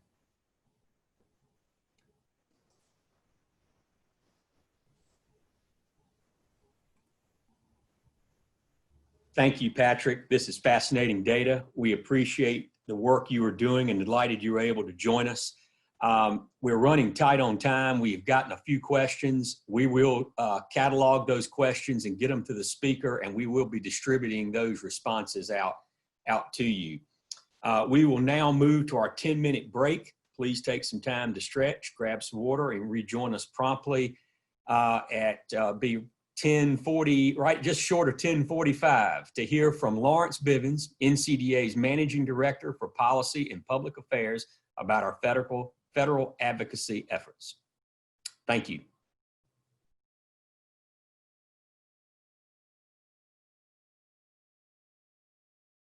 Good morning, everybody. I'm Lawrence Bivens, NCEDA Managing Director for Policy and Public Affairs. I'm also in recent months doing double duty at the North Carolina Department of Commerce, which explains what I'm doing in the Commerce boardroom, helping Secretary Copeland and our partners here at Commerce with communications during this incredible time in the state's history. On behalf of L Squared, my partner Liz Dobbins, our colleague Emily Martin, let me thank NCEDA members and also sponsors for making today's virtual conference possible.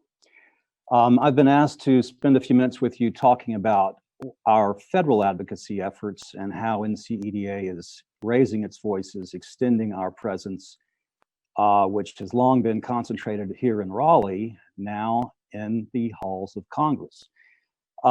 We know from our reading of Mark Twain that history doesn't repeat itself, it rhymes. So when all this began 6 months ago, we asked, what have we learned in previous crises? And how could we apply the lessons of previous crises to this one? One thing we learned in the 2008-2009 crisis is that it's helpful to get as close to where the money is as possible. And that is Congress. The US government has the unique authority to be able to work within a budget deficit, basically invent money to put toward crises like this. And after a time, it gets to the state. After a while, it gets to communities. But we didn't do that in 2008. We left it to Congress to work out the ARRA plan, and we waited until the plan was done, and we feverishly read through it to see what it covered. This time, we thought it might be a better idea to get closer to that process while it's still going on. If you want an exact date that NCEDA's federal advocacy efforts began, it was April 14th. It was on that date that NCEDA was contacted by the American Society of Association Executives, asking us to co-sign a letter to congressional leaders asking for inclusion of 501c6 nonprofits into the payroll protection program, which had excluded C6s, such as NCEDA, such as other professional associations, and many economic development organizations, also a lot of convention and visitor bureaus. So we thought it was a very good idea to support those efforts, and we did. We immediately signed on with 150 other North Carolina nonprofits to support the ASAE in that effort. We can report that there's been progress on that front. The U.S. House of Representatives in their HEROES Act passed in May did extend the PPP to include all 501c6 all 501c nonprofits, including C6s. And in late July, the Senate Republican leadership introduced its fourth COVID stimulus package known as the HEALS Act, which also includes coverage of for the PPP for 501c6 nonprofits. Now, so we've got support in both the U.S. House and the U.S. Senate on that, but the two have not been able to get synced up. We're very pleased at the progress, though. We believe that we'll ultimately get that coverage.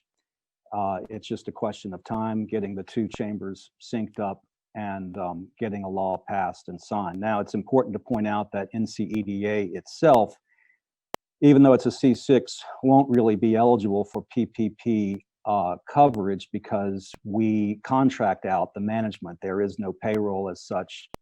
There is no rent on office space, but we do know that many of our members are C6s, and you do need this. You do need access to this program, and we're happy to help fight for it. Another important date in recent months was May the 16th, excuse me, May 21st. That was when IEDC, our national partners in Washington, contacted NCEDA and all statewide economic development associations around the country, asking us to participate in a Zoom meeting to talk about federal advocacy efforts and what we could do to help. One of their key priorities is getting additional funding for USEDA and also relaxation of the guidelines that would allow awardees to allocate some of the funding for salaries and expenses. Under current law, that's not allowable. We know that that would have a very positive benefit for economic development organizations to be able to rely on additional assistance in operating. We have done our best to respond to IEDC's request to get involved with their advocacy on this issue. I give a lot of credit to my friend Rob Van Giens, Robo in Fayetteville, who's vice chair of IEDC's policy committee, and a lot of the inspiration for this was coming from him. We have been involved. We immediately got letters out to our two U.S. senators, and they were responsive. On July 21st, Senator Kirsten Gillibrand, a Democrat from New York, joined our Senator Tillis from North Carolina in co-signing a letter to the Senate leadership, Senators McConnell and Schumer, urging them to consider IEDC's position for additional appropriations for the US EDA and that one guideline change.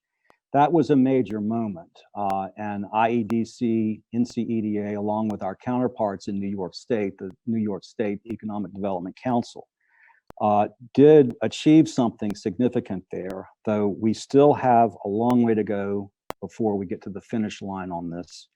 It's very possible that we'll see some action after Labor Day and Congress returns. It's possible that we won't get any action on this until after the election. And it's even possible that we won't see action on this until next year, February perhaps. But we will remain steadfast in these advocacy efforts because we believe it's the right thing to do. We are satisfied with the degree of support that we're getting when we explain our position to congressional staff. They get it and they respond with their support. Look forward to hearing more on this in the coming weeks and months. And if you have any questions, if you would like to help us, you're welcome to do that. I am not difficult to find. Lawrence@nceda.org is my email address, and we invite your support. This all goes in addition to, not instead of, anything that we're doing on the statewide effort that you heard from Joanna this morning. Those efforts, along with our amazing legislative counsel at Smith Anderson, will certainly continue. We want you to be confident in what you're doing. We want you to be confident that your work is being recognized and supported by our elected officials, both at the state and the national level. We believe that North Carolina's position as a very purple state is actually beneficial to us because economic development is a very purple issue. We enjoy bipartisan support from pro-business Democrats, pro-business Republicans. And we believe that NCEDA has a very valuable role to play in national advocacy, and we continue to keep that up. It's now my great pleasure to introduce one of our key partners, that is Chris Chung from EDP&C. Before I do that, let me thank Duke Energy for sponsoring this segment of the program. Their amazing generosity as usual. John Nelms, you're in our MC today, and our Vice President, my longtime friend and colleague. I'd like to thank John for his leadership in making that happen. Chris Chung really needs no introduction to NCEDA audiences. A terrific gentleman, great economic development professional, scholar, colleague, partner. And we learned from our board retreat last month, which Chris participated in, that something we didn't know about him, that in addition to all the amazing things he has accomplished, there's the fact that he is also a junk food junkie, something we didn't know. We know also that he's a new father, he's a proud new father, and we might hear more about that. But I know that Chris has a lot to cover this morning, and so without further ado, let me turn our virtual platform over to Chris Chung.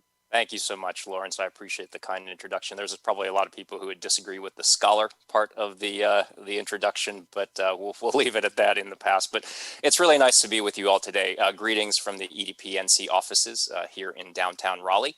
Some of you know that we made a change of address back earlier this year in late January, moving from our longtime home in Cary off of Weston Parkway to the 12th floor here in the Wells Fargo building, just a stone's throw away from the governor's office, the legislature, and of course, our partners at Commerce. We were all excited to move here into this space. It was something the governor, the legislature, Commerce, and a lot of our investors wanted to see happen, and our staff really loved it in those opening weeks before COVID came along.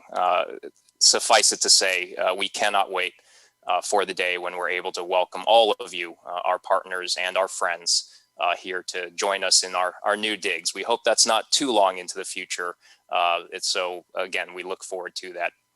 But again, it's nice to be with you all today. I've got the typical update on what we've seen so far in terms of EDPNC this year, in terms of our performance, but I wanted to couch it in a little bit of a different way.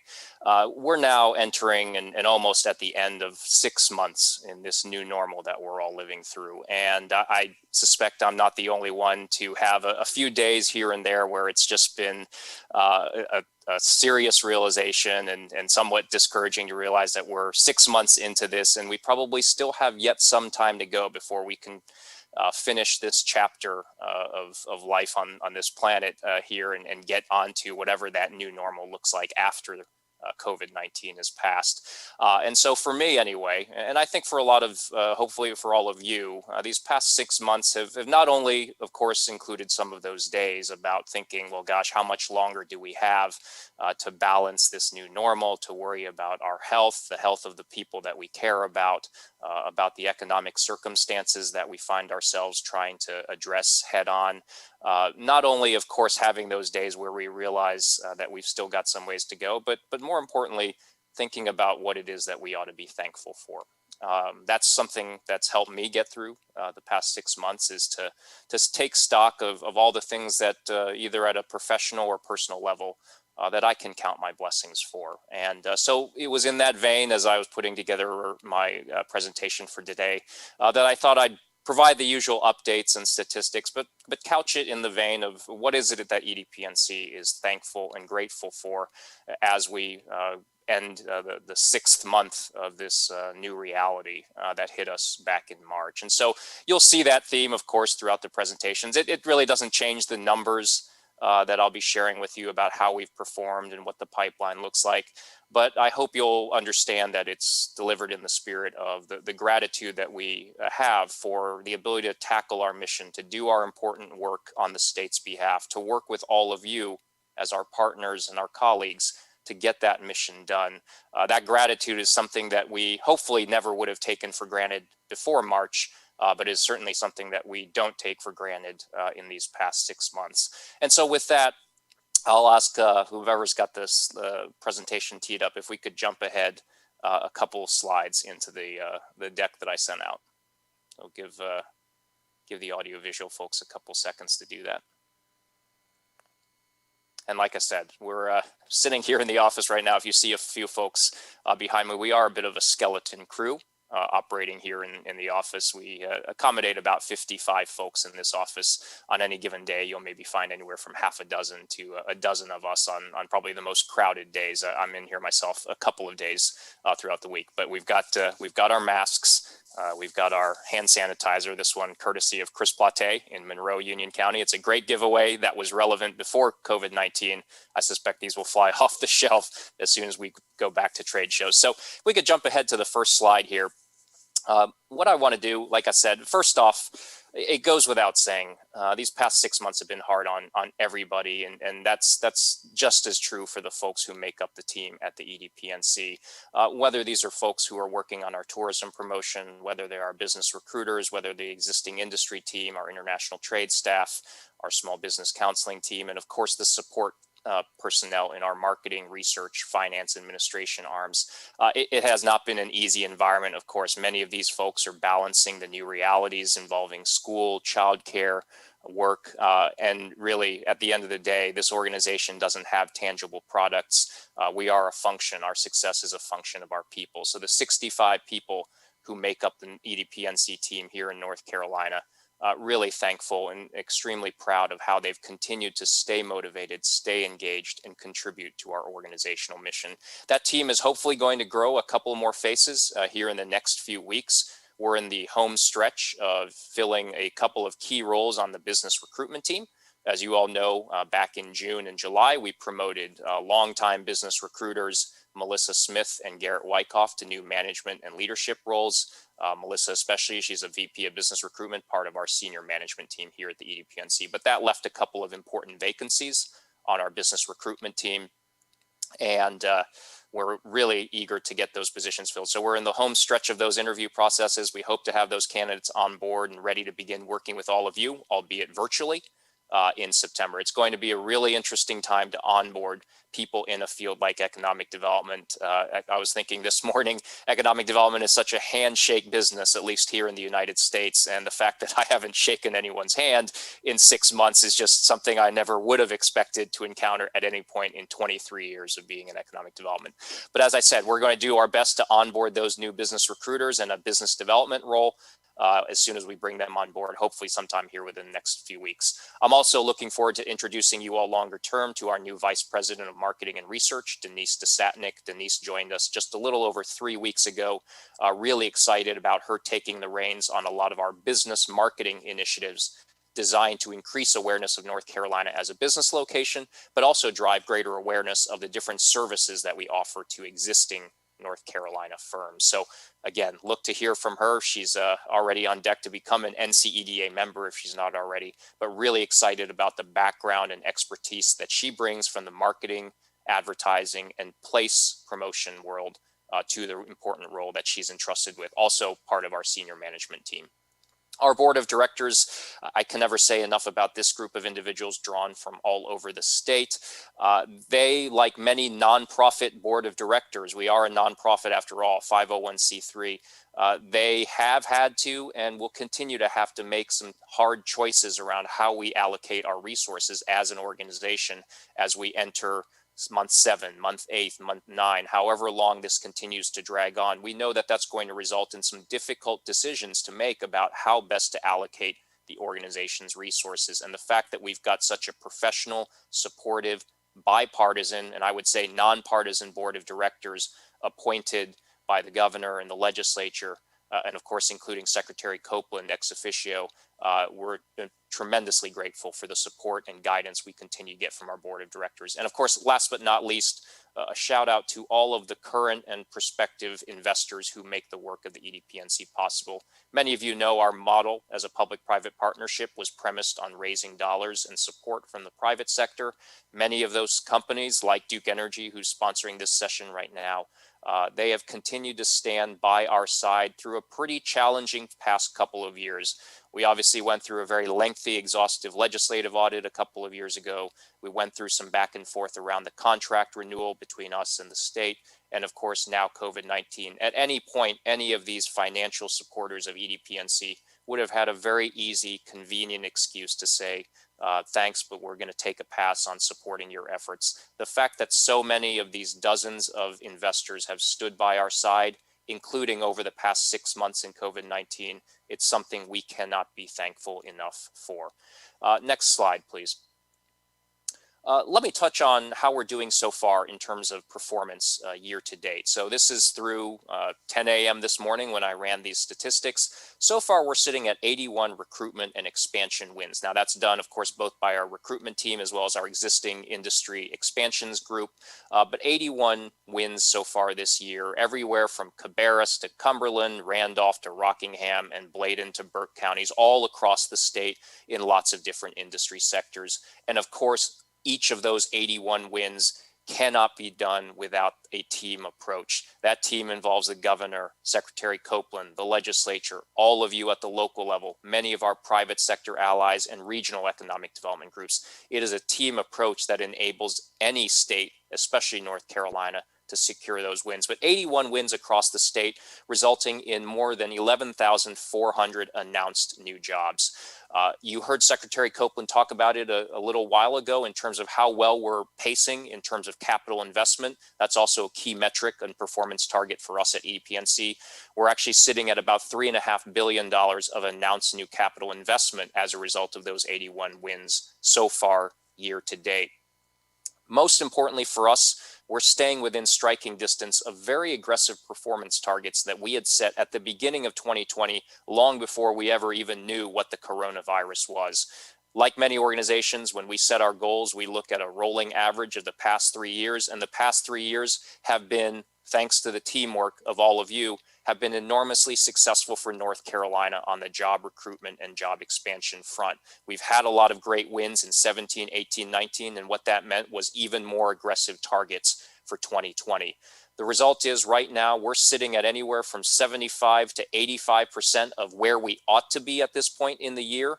in terms of wins in tier 1 and tier 2 counties, and in terms of jobs announced. Now, I'd love to be at 100%, but we had a little thing called COVID-19 6 months ago disrupt a lot of the great momentum that you heard Secretary Copeland talk about as we began 2020.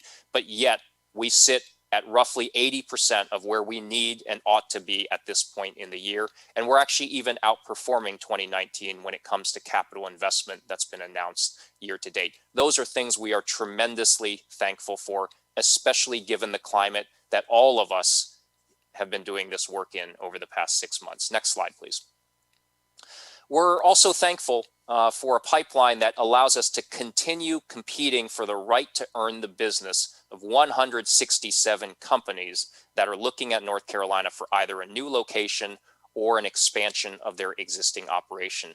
Again, in normal times, let alone in these types of circumstances, we will never take for granted the chance that we get to compete for the right to get these companies to invest further and create jobs right here in North Carolina. 167 deals sitting in that pipeline as of 10 a.m. this morning, representing 33,000 new jobs and $7.3 billion in new investment. We're extremely grateful that we still get up every day, our recruitment and expansion teams, and go out and compete for that pipeline of deals sitting right now. You see the chart to your right, that just shows a month by month counting of the number of new projects that have come in through the door, either recruitment or expansion projects, the number of new deals coming in through the door. And you can see that we're actually in July and August of 2020, actually doing as well as we were a year ago at this time. And that's after March, April, and May were all significantly below the same count in 2019. So all of these are encouraging signs, again, that we're very thankful for. Next slide. Our existing industry team, of course, part of their performance is measured in terms of the expansion projects that they help contribute to the winning of, but they're also responsible for reaching out to companies and helping support them, even if that doesn't entail an actual job creation or investment projects. And so far this year, they've already connected with 800 unique businesses in each of those 8 regions across the state to provide whatever help can be provided to allow these companies to overcome growth barriers and pain points that they're experiencing. Now, of course, that work looked very different in the first 3 months of the year compared to the last 6 months of the year. In the last 6 months, our existing industry team has been spending a lot of time with existing employers, often in partnership with each of you at the local level, helping companies first navigate essential versus non-essential status. And of course, helping some companies make that pivot to PPE, like we heard about from Carly Beege earlier in the session this morning. And of course, in recent days, to helping more and more employers figure out how to reopen safely for workers and for customers alike. That existing industry team, I cannot say enough about the job that they've been doing in truly trying circumstances. Next slide, please. International trade. We are very thankful that the U.S. Small Business Administration continues to invest significantly in the STEP program. That's the federal funding program that we utilize to help more and more small and medium-sized North Carolina companies to grow globally, to increase their export customer sales overseas. The U.S. Small Business Administration has been very generous to North Carolina in our efforts to fund export assistance since EDPNC started 6 years ago. We're eagerly optimistic about whether or not we're going to secure even more of those dollars in the coming months for the next round of funding. The nice thing is they've allowed us to be even more flexible in how we utilize the grant funds we've received to date. We're going to be rolling over about $400,000 in funds from the current federal grant year into the next federal grant year on top of whatever new we receive in addition. Those dollars are helping, again, small, medium-sized North Carolina companies, often in the manufacturing sector, to connect with and sell to more customers around the world. And that's something we're very thankful for. Those dollars are more flexibly able to be deployed given the circumstances we're dealing with right now. So website localization for international markets, virtual trade show exhibitions. So much of our export assistance work involves personal selling and helping these companies travel overseas and attend major industry trade shows so they can connect with future customers. Well, of course, all of that has been put on pause. So what are other ways we can leverage these federal dollars to help our North Carolina companies grow globally around the world? Again, very thankful for the resources we continue to receive from the federal government for this purpose. Next slide, please. Small business counseling. Again, we have been very fortunate to hear from and be able to assist more than 12,600 truly courageous entrepreneurs who are looking to launch a new business in North Carolina. It could be a food truck, it could be a cleaning service. Both of those have been very common types of requests in these past 6 months. They make a lot of sense given the new environment when you think about it. But whatever business they're starting, 12,600 people who are willing to put their personal bank accounts on the line to start a business, even in this unprecedented climate that we're all living through right now. We're truly grateful that they've reached out to us and that we have been able in turn to help assist and counsel them on those first couple of steps in getting a new business open and going here in North Carolina. Next slide, please. Tourism. It is no surprise that tourism has borne the economic brunt of COVID-19. Many of you who live in tourism-dependent communities, you have seen this firsthand, just how decimated our hotels, our restaurants, and other retail and tourist attractions who depend on visitors coming in from outside the community. While things have picked up a little bit in the summer months, especially around house rentals and Airbnb type occupancies, our hotels and motels are still seeing tremendously low occupancy rates. That's hurting the ability of local tourism entities to fund their marketing dollars through occupancy tax revenues. We're very grateful that the governor and the legislature signed into law over the past couple months, $16.5 million of one-time funding specifically designed to help EDPNC and our Visit North Carolina tourism arm do safety messaging designed to facilitate the recovery of greater tourism and visitation. People will not travel again as much as they used to unless they can be comforted and reassured on the safety of the experience. And these marketing funds will allow us to tell the story, including initiatives like Count on Me NC, which our tourism team worked on. It's a seal of approval that tells you that that business is following best practices for customer and worker safety. Initiatives like this are things that we want the traveling public to be more aware of so that they're more comfortable to travel, to visit these places, and to spend the money that our tourism industry so depends on. Next slide, please. Again, in closing, we're thankful for our mission. We know the EDPNC, we're celebrating our 6th birthday here in about 6 or 7 weeks. We know that it's still a pretty young organization, and especially in times like COVID-19, we are extremely grateful for the mission that we are entrusted with by the state of North Carolina. We don't take that lightly. We don't take for granted the things that we get up every day and be able to do for our fellow citizens and our neighbors and the residents of North Carolina. We're just really glad that we can approach this mission arms in arms with all of you, the Department of Commerce and other partners, to help improve the economic well-being and quality of life for everyone who calls North Carolina home. Next slide, please.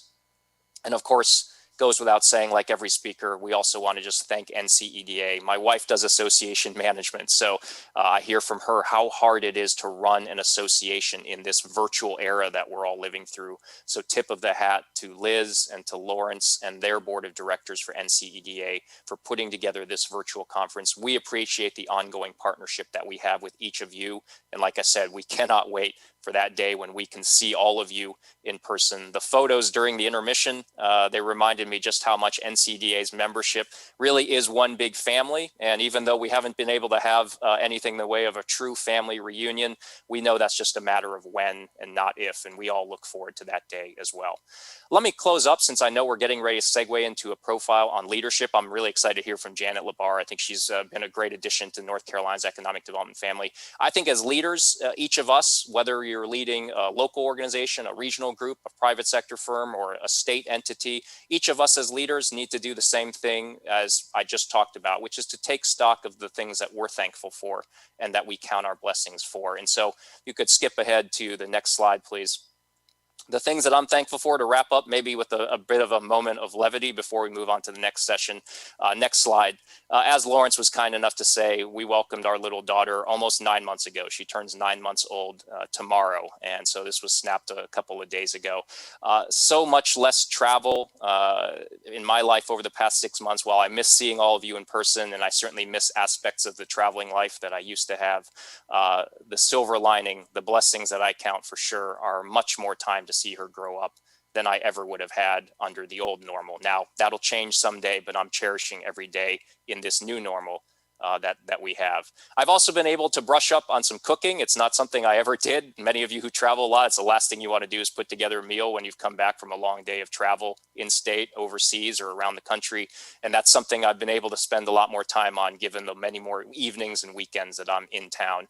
And of course, I've even picked up ukulele strumming. No one's ever going to confuse my musical talents for those of Robert Van Gien's, but it is something that I never thought I would find myself doing. That is a pink ukulele. It is something that was designed to be given to our daughter later on, but it's something I've co-opted in the meanwhile because, hey, we all need to pick up some new hobbies while we're all sitting here at home. So those are some of the things that I'm thankful for, in addition to all the things I talked about on a professional level. I hope you all have things that you can look back on over these past 6 months and take stock in and count your blessings for, because it's that kind of mental encouragement that we're all going to need to get through these next several months until this is all behind us. So again, thank you so much for the chance to give an update on where EDPNC is right now and what we're seeing.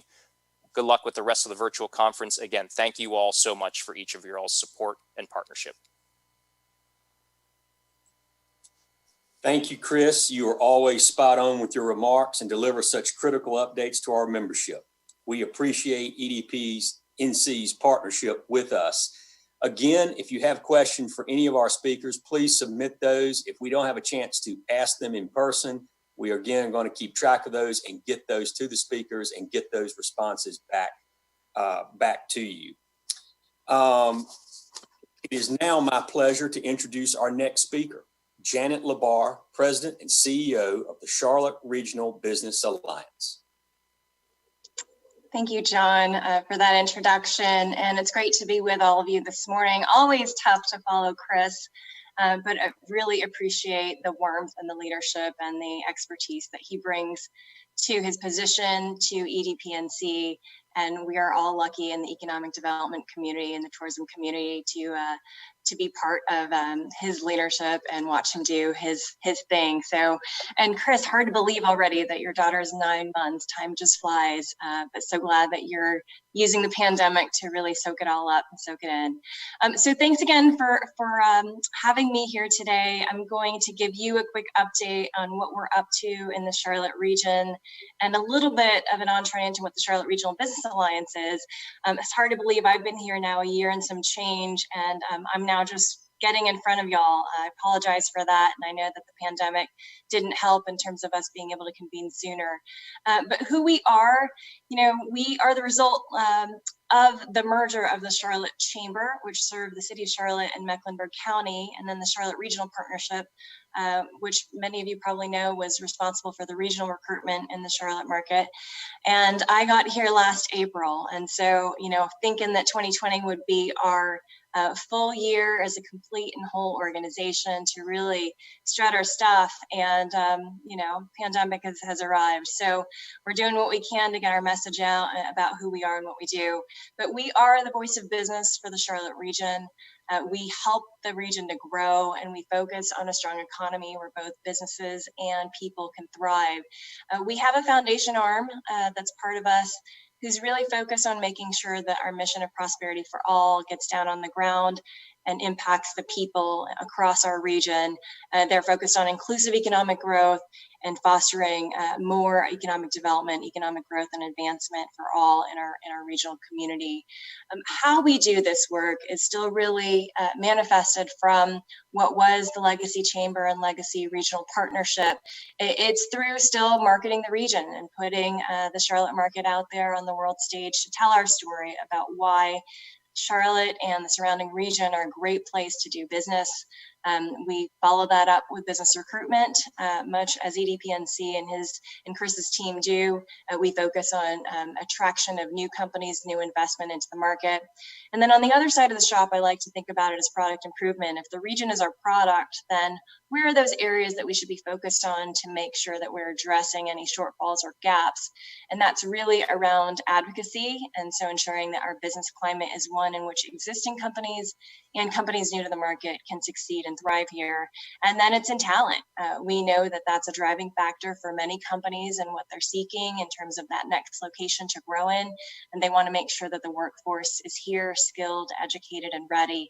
And so being at that intersection of hearing what companies are looking for and needing as they're scouting out a potential location investment, and then talking to our higher education partners, our workforce development providers, and understanding what they're doing to really ensure that the pipeline is skilled and ready is a really great intersection to be at. And so through our talent insights, through our advocacy, again, marketing and business, we're trying to realize better how our organization can help grow this region. And all of that really gets rooted in research.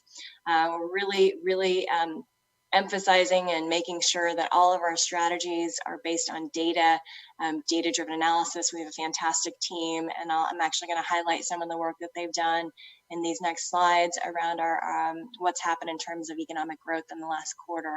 And why our role and value as the Alliance is unique is because we are a regional public-private partnership. My background is in 18 years of regional economic development, most recently in Portland, Oregon, the bi-state region of Oregon and Washington there, where I was CEO for about 5 years, and then 12 years before that, where I spent time in Phoenix, the Greater Phoenix Economic Council. So I really value and understand the importance of a regional public-private partnership, and proud that we are continuing that at the Charlotte Regional Business Alliance. We are setting the table where decision makers and influencers can come together and tackle some of these big issues that perhaps no one company or no one entity can do on its own. I mentioned the research, the proprietary and original research that our team is producing, delivering that critical voice of business. Again, I think that's really important for the Alliance to have a strong business lens on the work that we do. In the Charlotte market, I'm sure many of you are familiar, but business has led a lot in a lot of ways in creating the vibrancy and the innovation that's occurring through some of our traded sector industries there. So making sure that we're representing the voice of business, especially in the advocacy arena, is important. And then finally, with the foundation, just leveraging the power of philanthropy to do good and ensure that our overall region's economic health is strong and vibrant. All right, next slide, please. I'll talk about the snapshot just quickly about our response to COVID. And as I mentioned, we felt strongly that 2020 was going to be our year to really come out strong with letting people know who we are and what we've done after going through a couple of years of a merger, and then waiting a little bit before I arrived here to really roll out what the Alliance is going to do. And so since the pandemic, as NCEDA and others have, all of you out there, we've really had to adjust and make sure that we're still trying to deliver value to our investors and the private and public sectors who make our work possible. And so we've done that in a variety of ways, whether that's, offerings like this, where you're bringing some subject matter experts to share what they're doing. In this case, this was the commercial real estate industry in the top left of your screen, having a conversation on what does returning to work look like. Right below that, you see a graphic of our COVID-19 economic impact. Our research team formed a research collaborative where they're actually tracking regularly impacts of the pandemic to some of our local industries, hospitality, workforce, unemployment, and that is available on our website. So it's a great resource for you if you ever need a snapshot of research of what's going on in the Charlotte region. We've moved to podcasts, trying to feature some of the investors again and some of the companies and frankly community partners who are doing great work to share and spread the good news. It's really easy in this pandemic environment to get bogged down with a lot of heavy stuff. And so trying to shine a light on all the bright stuff that's happening is one we've been happy to do through our podcasts. And then the graphic below that is really around our Talent Insights quarterly report. Again, I mentioned being at that intersection of understanding from companies their talent needs and trying to marry that with talent demands from our educational provider, workforce development provider side. We're producing reports, or actually our Q2 report on Talent Insights is coming out, I think, in the very near future, in the next week or two. So we've tried to pivot and do what we can virtually. I know in the pandemic environment, We didn't get out and travel. Obviously, we limited that. We are now seeing an uptick in activity. It was great to hear Chris share some of what the state is seeing in their pipeline. And so we're actually really hopeful that before this year ends, we'll be able to ink out 2 or 3 more sales missions and get back on the road to make sure we're positioning the Charlotte region for investment. Next slide, please. Okay, so quickly in the second quarter, probably like most, we saw the worst quarter in our region's history in terms of job loss. So there was a lot of uncertainty in the market. However, we did see some signs of confidence in the long-term future of the region. We lost 156,000 jobs quarter over quarter. There were about 40% of those in leisure and hospitality industry. Chris mentioned the tourism campaign, and I think it's really important on many of us to make sure that we're going out and trying to still support local businesses. Having that stamp of approval is really helpful in knowing that they too are following the protocols that are out there to keep us all safe. You know, the good news is that many of the job losses were temporary, and in fact, we started to see some of those jobs coming back in June and July, with unemployment landing at 8.4%. You know, there were traded sector industry announcements occurring, and that again is a promising sign for long-term investments in the region. Those were spread well throughout, and I'll have another slide here momentarily to show you where that spread of wins and announcements were made all across the Charlotte region. Those totaled about $1.1 billion of investment, and that was in fact led by the Carolina Panthers relocation project in York County and Charlotte Pipe and Foundry's long planned move over to Stanley County. Next slide, please. Okay, this one's a little bit harder to see here, but I mentioned that 40% drop in leisure and hospitality jobs. And on the right-hand side, you see that uptick. You know, in our region, manufacturing has actually struggled a bit for 2 reasons. First, there's a slowdown in transportation equipment orders that led to a decline in the volume. This is slowly returning as the Carolinas automotive sector starts coming back fully. And secondly, some traditional manufacturers in the textile and furniture industry have closed. At the same time, we saw many of them innovate their ways through this, and respond to producing PPE, which was a fantastic way to give back to the community and keep those employees in these manufacturing companies employed and still providing for their families. You know, I'm hearing from logistics companies that automotive companies in South Carolina are starting to pick up again, which should help some of our North Carolina suppliers as well. Next slide. All right, again, a little bit hard to read, but what I want to point to is the bar graph on the right here. What has been the bright spot for us in the Charlotte region is finance and insurance industries. That was the only sector to add jobs in the second quarter, although we just know that the recent announcement of Wells Fargo layoffs might put a damper on this moving forward. Lower interest rates have led to increasing growth in credit intermediation, and the fintech sector has also benefited here. This includes internal fintech initiatives in the larger banks, but also within mid-market companies. Particularly in the payments industry, companies like AvidXchange have seen a big uptick in business as mid-market companies move to automate their antiquated paper-based systems. Charlotte is certainly poised to benefit from this trend. Next slide, please. All right, and as I mentioned, this is the spread of some of those announcements. 10 of the 15 counties and the city of Charlotte, in which the Charlotte region serves, saw growth, saw some terrific announcements, and a lot of these were in manufacturing, in industrial sectors. We saw a lot of food. I think we're actually seeing in our pipeline now too, a lot of food processing, manufacturing related to food. So that should be an interesting tell. I believe that's related obviously to the pandemic and the need for global supply chains to get a little closer to home. And so we expect to see some continued interest and growth in that. Our team is proactively looking out for those sectors. So, this is again, second quarter. We had a huge announcement with Centene at the top of July. We'll see that in the next quarterly growth report, but that was significant as a terrific win, again, led by the Department of Commerce and EDPNC, City of Charlotte, and Mecklenburg County. But you'll see that next time you invite me back. Okay, next slide, please. Oh, and that's it for me. So I actually whizzed through that. I know that we were running behind on time, but I want to thank you again.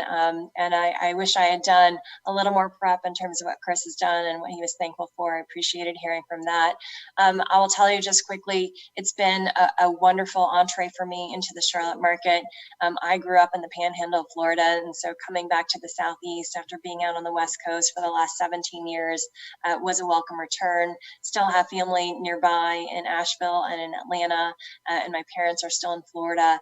And so for me to be able to do this work in terms of building and shaping communities and economies that work for everybody means a lot to me. And I have found that the Charlotte region and the Carolinas has been exactly where I need to be doing this work. So I want to thank NCEDA again for having me here. We appreciate our partnership with you and look forward to doing more good things and making sure that we rebound from this economy ahead of other markets. So thank you so much.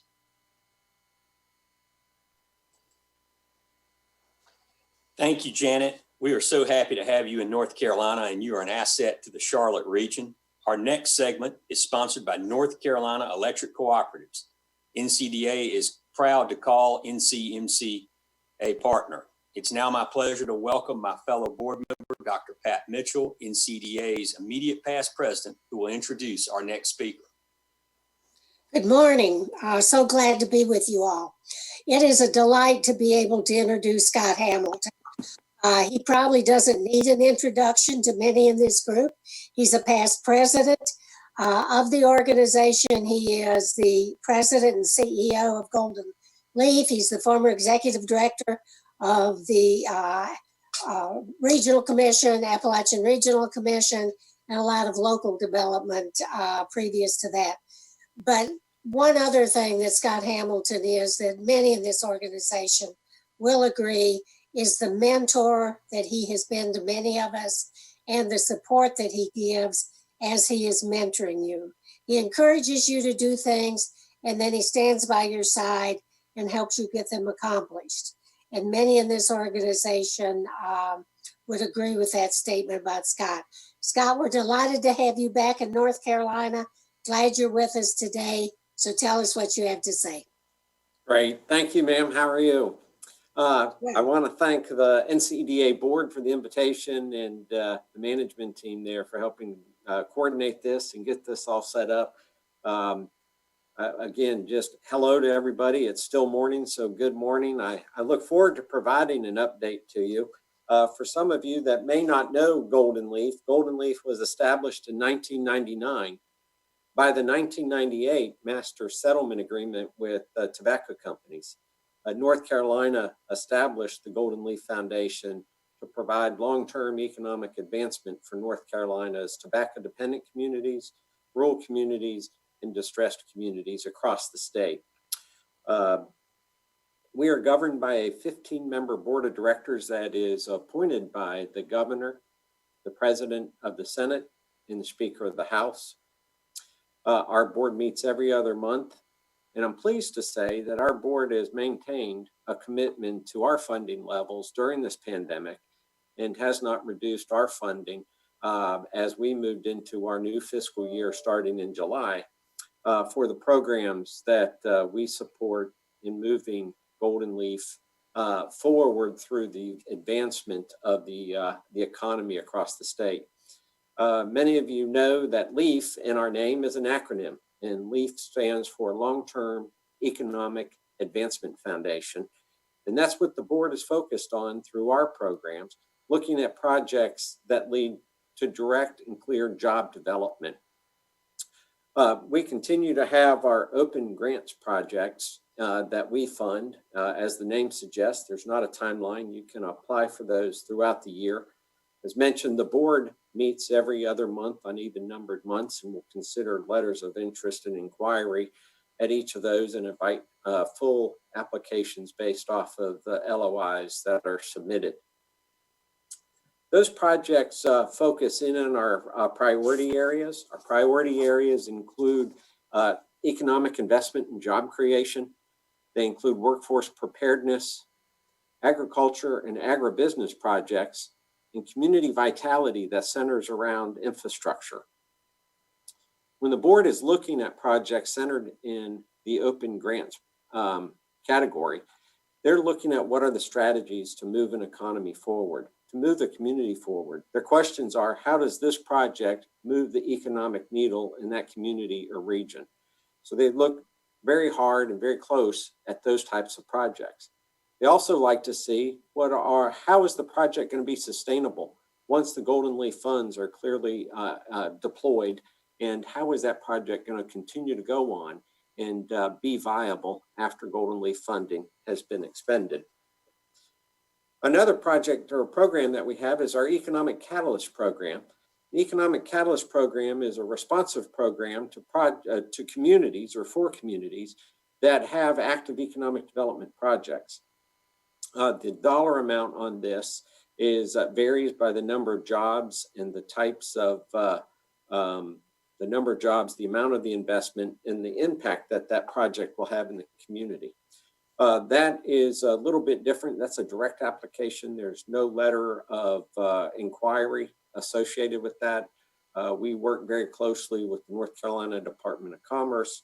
We work very closely with the EDP-NC on all project activity and try to help out where we can fill the gaps to be sure that North Carolina is successful in job retention and job recruitment. Program that was started several years ago is our Community-Based Grants Initiative. Community-Based Grants Initiative moves across the state and focuses in each year on a specific prosperity zone. Recently, we just wrapped up the Sandhills Prosperity Zone projects this past April. And this past February, we kicked off the Northwest Prosperity Zone Community-Based Grants Initiative. Next year, we're looking at doing the Western Prosperity Zone. Letters of intent will be due this fall for the Northwest Prosperity Zone. And we anticipate the board taking action on the projects that are submitted through the Northwest Prosperity Zone CBGI program at the April board meeting. Every so often, the board will look at special initiatives. In this past year, we had a special initiative focused on workforce development and workforce preparedness for folks that were facing barriers to employment. The GLOW initiative, or the Golden Leaf Opportunity for Workers, was set up to address the specific need, obviously previously to the pandemic, but for those that were wanting to work but faced a barrier, long-term unemployment, those that had left or had come out of treatment and into recovery, and those that had been previously incarcerated face employment or face barriers to their employment, and workforce needs are workforce training helps them find that available employment. Looking at all of those sectors, it is very well demonstrated that once a person has a job, they are less likely to have recidivism of either going back into addiction or into incarceration. So the board looked at that and approved about $3.5 million worth of projects that focus specifically on those folks that continue to need to work but face a barrier to employment. Even with the pandemic and the higher unemployment rate numbers we have heard earlier today about the need for skilled workforce. So although the pandemic has changed the level of the unemployment rate, the need for skilled workers remains critical. And this is one way Golden Leaf is trying to work towards filling that skills gap. Speaking of the pandemic, in March, as pandemic started landing on the shores of the United States in February and early March, the Golden Leaf we started talking with partners at the North Carolina Rural Center about what we could do to help small businesses address their urgent need for cash. In March, the board approved $15 million in funding for the Rural Center to be able to stand up the North Carolina Rapid Recovery Loan Program. Then about 48 hours of us standing up that with the North Carolina Rural Center, applications far exceeded the availability of funds. Conversations with the governor's office and members of the General Assembly began, and the North Carolina General Assembly passed legislation, and the governor on May 3rd signed legislation appropriating $125 million to Golden Leaf to recapitalize the North Carolina Rapid Recovery Loan Program.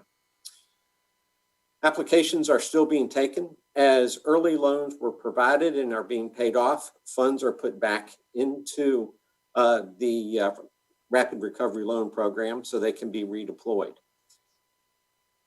The take rate, interestingly, although we've had over 8,000 applications for the program, the take rate has been lower than expected. But as we sit back and we were thinking about this in March and April, the conventional wisdom was pandemic didn't like heat and it didn't like humidity, and we would be closer to normalcy than where we are today.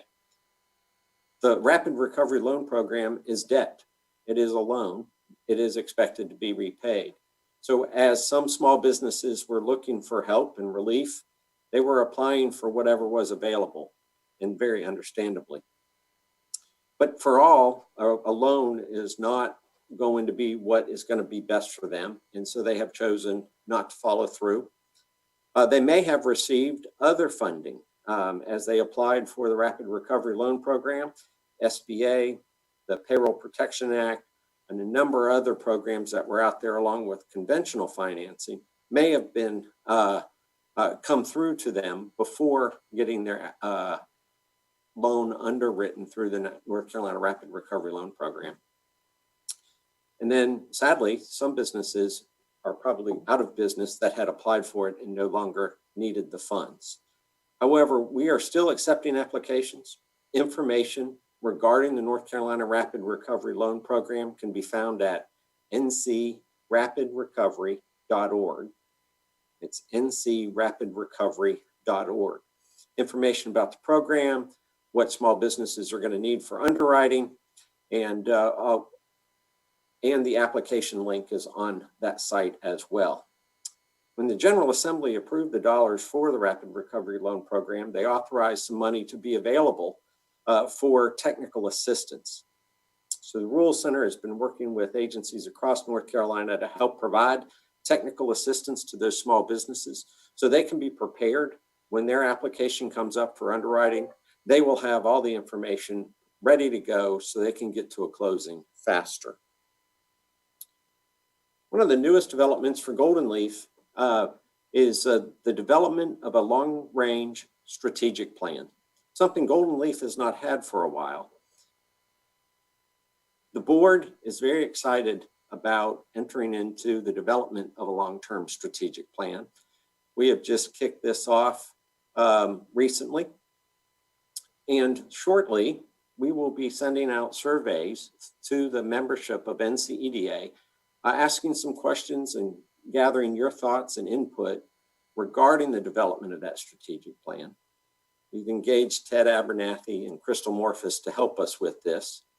And we look forward to hearing from you about your inputs and insight into what a new long-term strategic plan could look like for Golden Leaf. I will say that Golden Leaf, the board, is not looking to change the mission. Our mission is in our name, Long-Term Economic Advancement Foundation. And what the board is interested in is learning about how we can be more impactful, how we can be more effective and efficient with the dollars we deploy to achieve the goal of long-term economic advancement. So we look forward to hearing from you with your input regarding your insights and thoughts on that. Again, it is great to be back in North Carolina. It is great to re-engage with the North Carolina Economic Developers Association. Very pleased that I was invited to provide a Golden Leaf update to you this morning. And I look forward to continuing to interact with each of you and look forward to the day when we're actually together as opposed to virtually being together.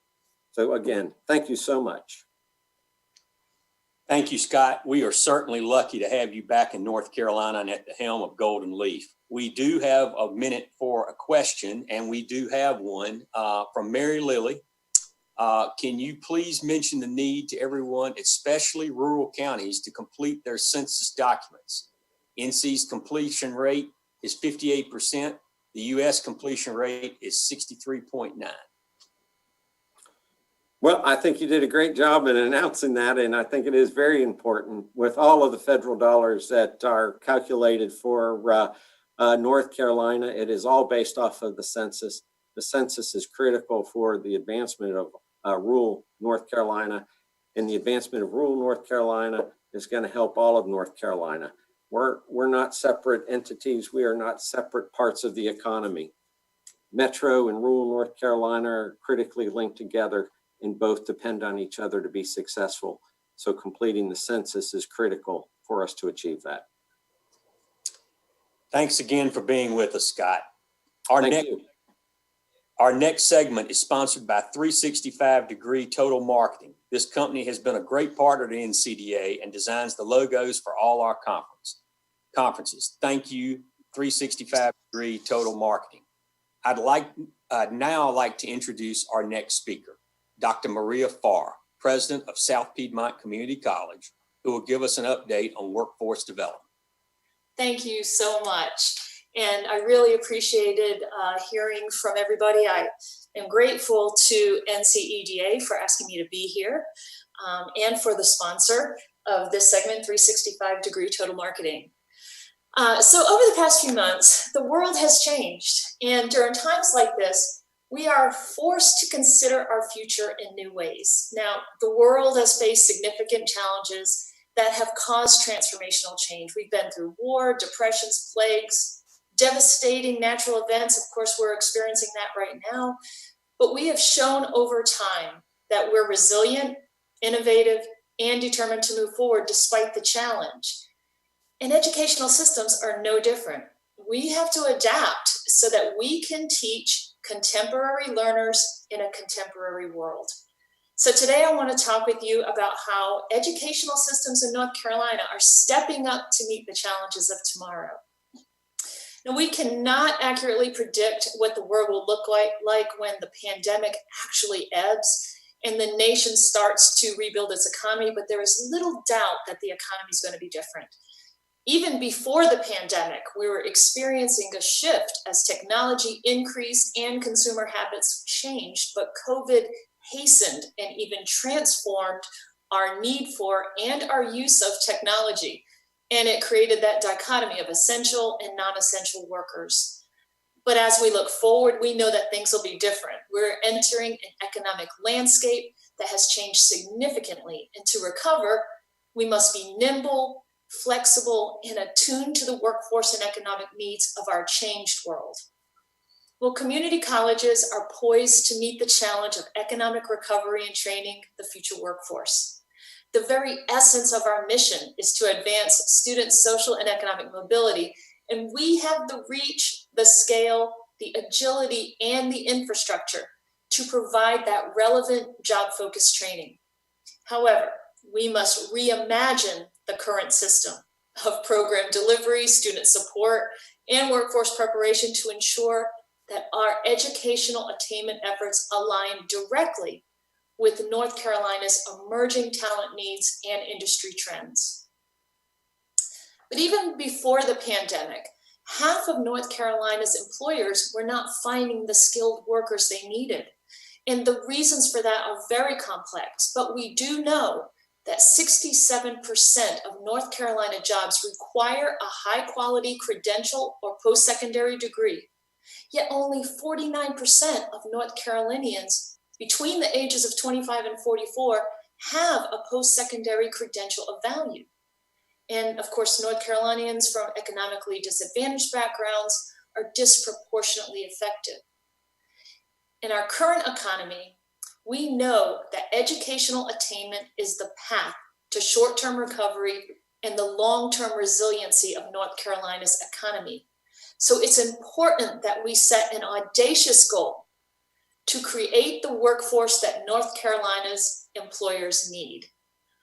Now, if you see here, there's a My Future NC goal, and the work needed to set this goal began back in 2017, when thought leaders from the K-12 system, the community college system, and the university system, along with business, civic, governmental, and philanthropic groups, began working together to establish a path forward to more than double the projected growth of skilled workers in the state by 2030. The statewide nonprofit organization My Future NC is the framework that's endorsed by our educational systems, and our goal is to ensure that 2 million North Carolinians will have a post-secondary credential of value by 2030. But you can also notice from this slide that if our current pace of credential attainment continues on its trajectory, by 2030, we're going to fall short of that goal.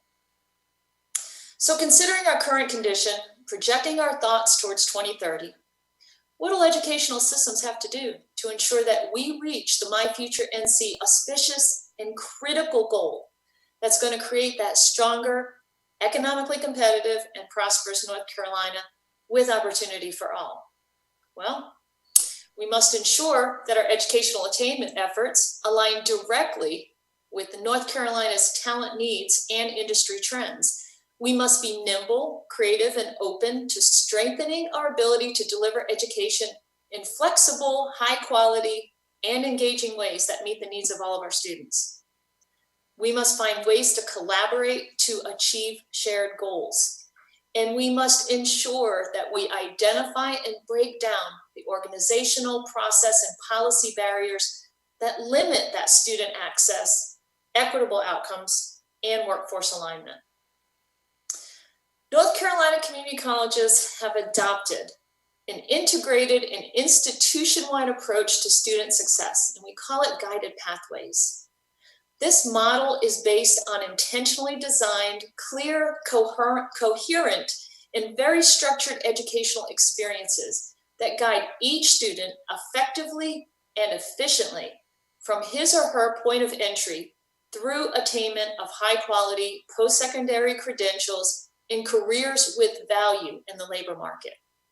The college provides students with course sequences, program milestones, and program learning outcomes aligned to what students must know and be able to do in the workforce. Most colleges in the North Carolina community college system have already implemented or are in the process of implementing this approach. And it takes about 5 years to see the trends once this system is implemented. But we've looked at early adopters from across the United States, and they're already seeing promising results. Success indicators such as the percentage of students graduating in 3 years and the percentage of students earning at least 6 college-level credits on their pathway in their first year has grown by double digits. But we must provide roadmaps for our students that incorporate what they already have learned into stackable credentials that reward their progressive learning throughout their college and career journey. And in 2019, the North Carolina Community College System drafted a Credit for Prior Learning Policy and Procedures Manual to align the efforts across all 58 community colleges. And we now have established pathways to award credit for industry-recognized credentials, continuing education programs, military training, and other work-based learning experiences. And what we've quickly recognized over the past few months is that we must provide these programs to meet the needs of the contemporary student. Our programs and our services must be designed for disruption. We have multiple and flexible ways to train, educate, and serve our students and other stakeholders, and we must engage our students in technology that is reliable, adaptable, and effective. And our schedules need to accommodate adults who need to work and learn simultaneously. That means night sections, weekend programs, online coursework, and accelerated programs. In this fall at South Piedmont, where my college, we introduce multiple approaches that are designed to provide this flexibility to reduce those the time frames for students to complete their credentials and to minimize the barriers for their success. And what you can see here is an Associate of Arts degree program, one that can be completed in 1 year. And if you look, students that are enrolled, these students take 2 classes that are integrated together. This year, we provided laptops and hotspots so that and we capped their tuition at $1,500 for the entire degree. The courses are in 5-week sessions. And by having the outcomes in both classes that are integrated, students can accelerate their learning. Now, these classes are currently taught in a synchronous online format on Tuesday and Thursday nights and on Saturday mornings. And we're also introducing a new model of learning called HyFlex, which stands for Hybrid Flexible. And in these courses, students can shift between online, face-to-face, or a mix of both of those options throughout the class. And we've also introduced virtual reality into our trades programs. And at South Piedmont, we developed the first fire safety online training program in the state. And while we've hastened the development of the programs this fall, we hope to make what is now innovative commonplace. But to ensure that our pathways are relevant, we must engage with employers, especially now, to validate that we are meeting the current needs of business. For instance, we know that in both pre and post-COVID economy, logistics was a critical pathway. But as we look forward, how is the movement of materials going to change?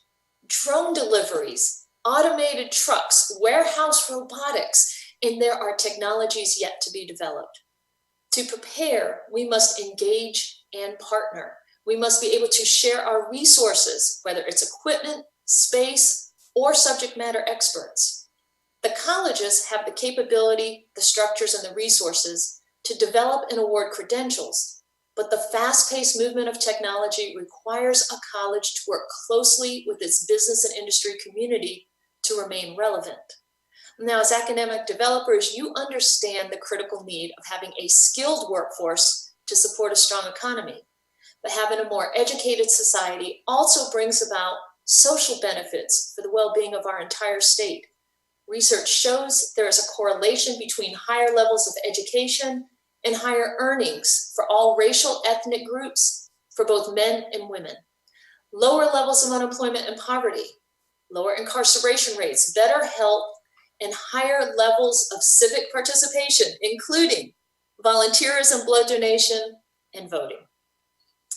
It is imperative that we also mindfully integrate foundational and career-focused skills into all of our programs and increase the opportunities for work-based learning experiences. Now, a very successful partnership that the community college system has had with our business and industry community is Apprenticeship NC. Since it became a part of the North Carolina Community College system, the number of people served in this program has increased by 80%. And because this is driven by the business and industry community, the demographics of the relationship mirror the need in the business world.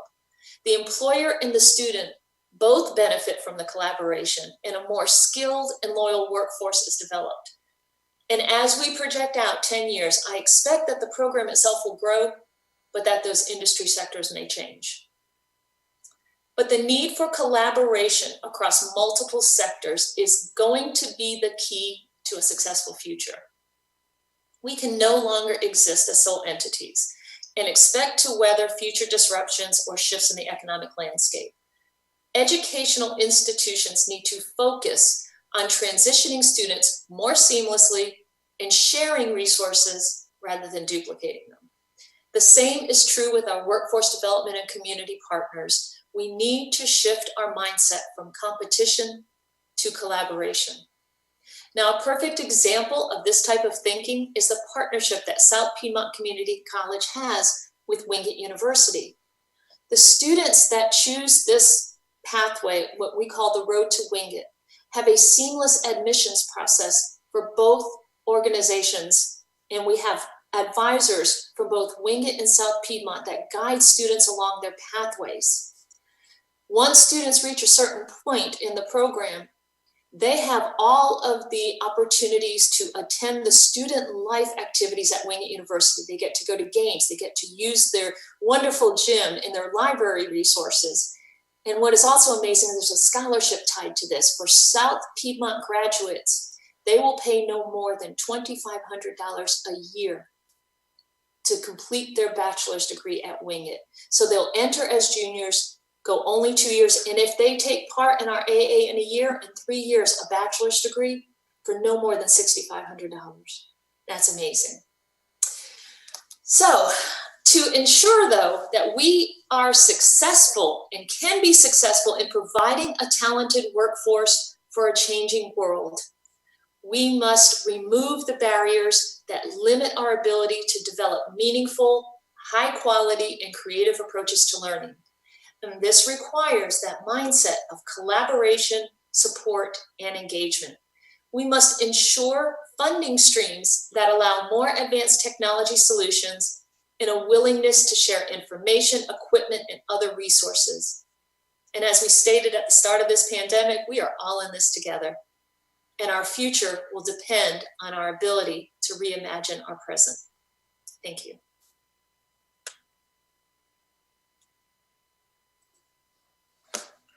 Thank you, Maria. Your leadership of South Piedmont Community College is impressive. We appreciate you being with us. Before I turn the virtual podium back over to NCDA President Randall Johnson, I'd like to remind everyone to visit the virtual exhibit hall on our conference website. We thank the following companies for their support of NCDA as a virtual exhibitor: 365-Degree Total Marketing, Arco Design Build, Bobbitt Design Build, Convergent Nonprofit Solutions, DMJ and Company, Duke Energy, ECS Southeast, DEI Group, MBP, McGill Associates, Realtors Commercial Alliance Southeastern NC, SKA Consulting Engineers, Centerra Corporation, Terracon Consultants, and UGI Energy Services. Now I'll turn it over to Randall, who will offer some closing remarks. Thank you to all of our speakers this morning for the excellent remarks. We appreciate you sharing your expert perspectives with us today to help us sharpen our focus on the decade ahead. Clearly, we'll have a lot of work to do bringing our economy back to full strength, but our fundamental assets and strengths will remain long after the pandemic subsides. If we prepare and act now, North Carolina can embrace some truly exciting opportunities ahead. Now we'll transition to our lunch break. We encourage you to take a technology break, grab lunch, and then join us again at 12:30 for networking. Our program will reconvene at 1 with 2 concurrent panel sessions, one focused on value chain access and networks and delivery systems, and the other showcasing product development, including some case studies. At 2 p.m., please join us for the final panel session, focused on the site selection process and opportunities during these challenging times. Thank you again to today's annual conference sponsors we showed you earlier, as well as that long list of annual sponsors. These important companies and organizations stand with us and with our members year-round, offering engagement in our activities and financial support to fulfill NCEDA's important mission. And we're grateful for these annual sponsors and their partnership. Our Longleaf Pine sponsors are the Alliance Consulting Engineers and Electricities of North Carolina. Dogwood sponsors are North Carolina Southeast and Stewart. Patron sponsors are Big Boom Design, Brand Acceleration, DMJ and Company, Dominion Energy, Duke Energy, Energy United, Greenfield, Monroe Union County Economic Development, Nexen Pruitt, Norfolk Southern, the North Carolina Biotechnology Center, North Carolina Community Colleges, North Carolina Electric Cooperatives, the North Carolina Railroad Company, Samet Corporation, and Smith Anderson.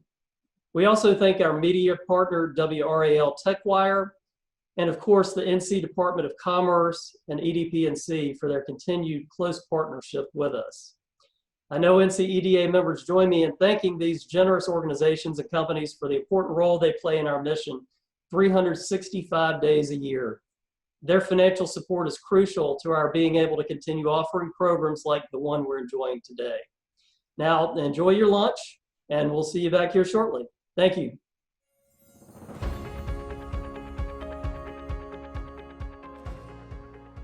Wow, we just had 2 outstanding breakout sessions. Thanks so much to Joe, Dana, and Gerald for sharing key information about supply, value chain, accessibility, and to Chuck and Ernie for sharing innovative ideas for product development. We'd also like to thank Withers and Ravenel for sponsoring breakout sessions this afternoon. We're now in the home stretch. We appreciate everyone's support of NCDA and for attending our first ever virtual conference. We know many folks are zoomed out, and we're grateful that you're here with us today. I'd now like to turn things over to Marvin Price, who will moderate our final panel, Site Selection During COVID-19.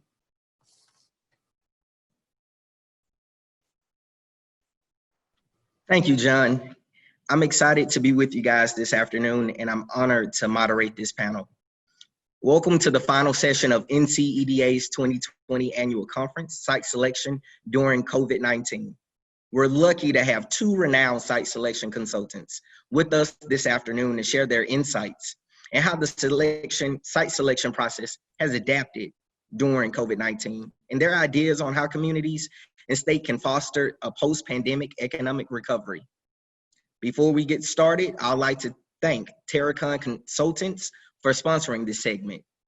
We appreciate your continued support of NCEDA. All right, let's get started. I'm pleased to introduce Jeanette Goldsmith and Chris Lloyd. Jeanette is the Vice President of Strategic Development Group, where she specializes in site selection, incentive negotiations for clients across this globe, the country. Jeanette's background spans more than 20 years in site selection, incentive negotiations, and economic development consulting with McCallum Sweeney, and then her own company, Goldsmith Strategy. Chris leads McGuire Woods Consulting, infrastructure and economic development team. He specializes in site selection and economic development incentive negotiations. Chris has worked on corporate expansions and relocations across the country, and has also worked closely with clients on numerous public-private partnerships for transportation and infrastructure needs. I'd like to start by giving Jeanette and Chris each a couple of minutes to share opening remarks with us. Jeanette, let's start with you. Thank you, Marvin. It's a pleasure to be with you this afternoon. I hope that you've had a wonderful conference, albeit a little different. Certainly a different time for all of us. At Strategic Development Group, it's been no different. We had started off the year with coming off of our best year ever in terms of projects and revenue, and we're rolling through 2020, really looking forward to what this year might bring. Things slowed down a little bit. Our world turned upside down like it did for everyone else, but we're happy to report that we have a number of active projects that kept on moving through the pandemic. We even had an announcement just last week in Mesa, Arizona, and we're looking forward to seeing what the rest of the year has to hold. And Marvin, thank you for hosting this, and thanks for the sponsors for putting this together. This is Chris Lloyd at McGuire Woods Consulting. I'm here in Richmond, Virginia, and it really is a pleasure to be with everybody today. And John introduced this. It was the first NCDA virtual conference. I don't know about the rest of you, but I also hope it is the last virtual conference that anybody has. I'm very active in the Virginia Economic Developers Association, and I hope we never have another one either, just because this is a relationship and a trust business. And getting to see people and be with people is absolutely integral. So I'm looking forward to getting back to that normal. And I'm not going to call it the new normal because I want to be back to the old normal. But it really is a pleasure, particularly to be with folks from North Carolina. My in-laws live in North Carolina. They live in Macon County. And so anything I can do to help with the prosperity of North Carolina, I want, because otherwise they're going to end up living in my attic here in Richmond, Virginia. So it really is a pleasure to be with y'all and talk a little bit about the trends that Jeanette and I are seeing. We're both colleagues in the Site Selectors Guild, and I think you really have a good indication or a finger on the pulse of what's going on in the industry. With regards to our business, very similar to Jeanette, 2019 was a phenomenally good year, our best year with regards to projects and revenue that we'd ever seen, and had just an incredible pipeline that was coming together. Last year, it was very strange. The summer just got really quiet, but late September, early October just exploded. We had a number of projects in the pipeline, and then March hit, and it's been interesting since then. But we'll talk a little bit about that later. So thanks, Marvin, for letting us have the chance to be with y'all today. No, absolutely. Thank you guys for joining. So I want to go ahead and jump right in because I want to leave enough time to answer any questions that we might have from the audience. So for both of you, can you describe how your project pipeline has been since COVID-19? I'll start us off. We had, I think I should start by saying that the work that we do at Strategic Development Group is very much focused on heavy industrial type projects. So we do some office type projects and some warehouse and distribution, but primarily focused on heavy industrial projects. And at the beginning of the year, and had a nice book of business. Once the COVID pandemic hit, we ended up with 3 clients that really wanted to continue to push forward regardless of the pandemic. Those clients were in building materials and chemical sectors. And those clients haven't slowed down at all.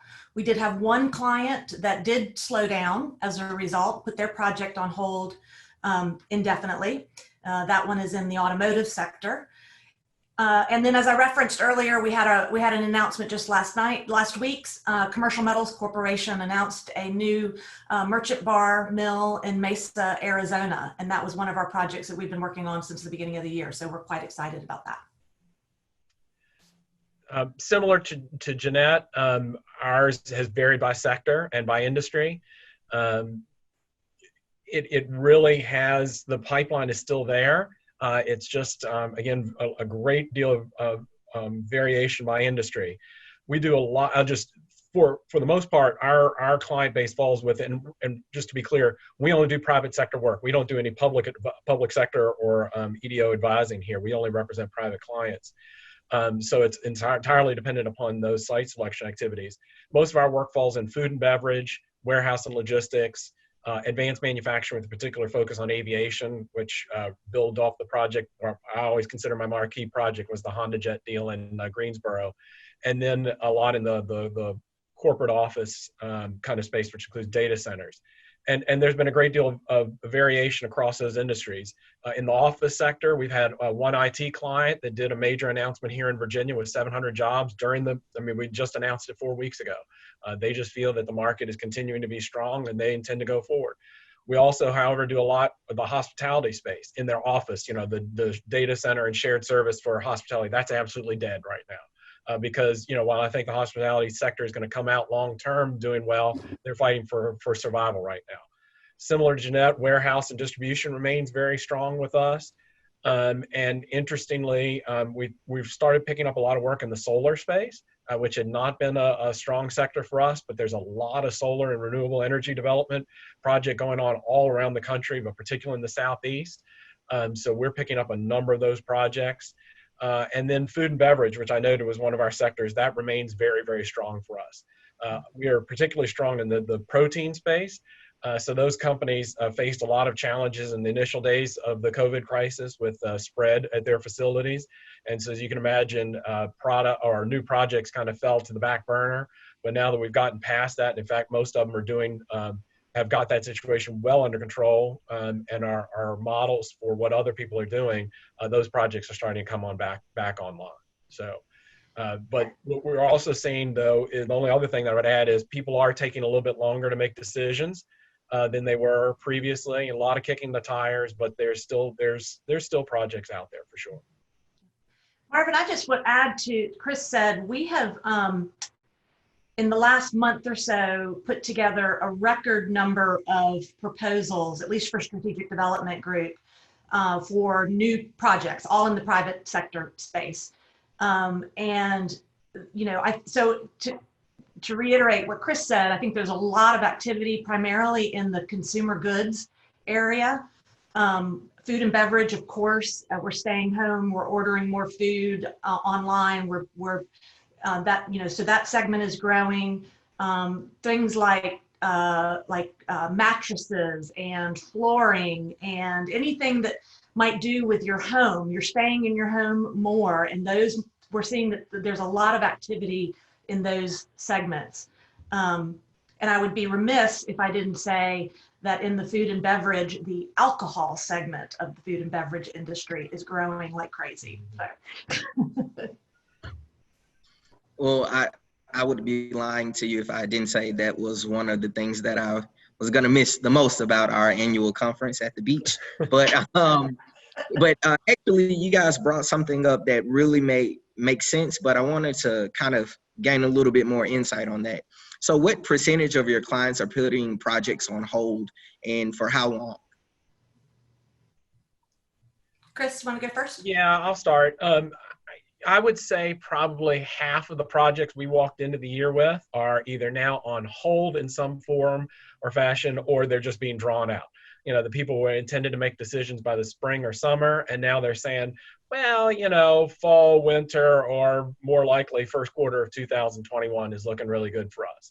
So we're still involved. We're still talking to folks. We're still exploring sites. We're still running pro formas. But that about 50% of them are just kind of slowing things down. They're not sure, you know, and this, you know, we can talk about this more later, you know, kind of what are the common themes we're hearing from folks. There's a lot of uncertainty regarding the election, a lot of concern regarding consumer sentiment, and other issues that are out there that I think people are putting on hold. Other ones are just, it's full steam ahead, that we see a market opportunity in those that are willing to be bold and know that this is not a depression in the normal economic sense. This is an economic shock to the system. And that while it's painful, it will come back and will come back pretty quickly. And that those that are willing to be bold and had enough cash to ride this out, they're willing to continue forward. Jeanette?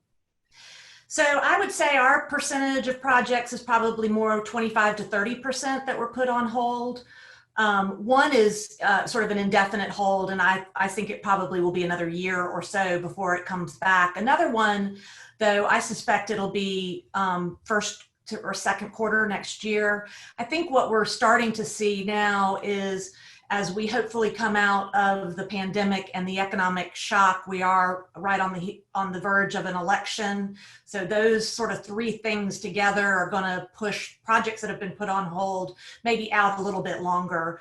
We'll get the results of the election, that'll settle down. Hopefully we'll get past the pandemic, and then I think we'll see a couple of projects, at least from our perspective, that'll pick back up. Okay, well, Chris, you kind of gave me a bone with this one. So what are the common things that you're hearing from clients right now? Yeah, I mean, again, I expected when we did our plan this year, just like 2016, or really like 2012, that, you know, there would be a lot of uncertainty regarding the election. And I think people are waiting to see what's going to happen. I think people are waiting to see, there was the announcement yesterday that the Chinese and the U.S. trade negotiators agreed that they were going to continue to move forward with the phase one trade deal. But I think a lot of people are waiting to see, is that really going to happen? Or is that just political posturing? I noted consumer sentiment. Like I noted earlier, Marvin, that we do a lot in the office space.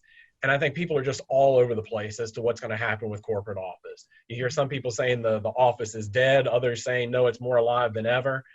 What my great fear is that with everybody working from home right now, and they're able to work from home, and they're realizing we're able to do this pretty efficiently. When people come back to the office, they're going to say, why do we need 2,000 people sitting around here doing what we're doing?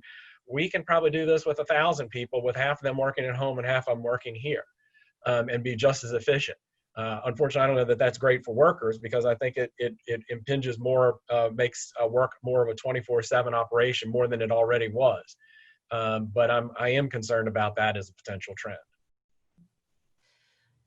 So Marvin, I'll just add that, I mean, I think most people feel like the economy at the moment is fundamentally strong. I mean, yes, as Chris said, we are experiencing an economic shock, but I think that the fundamentals are still there.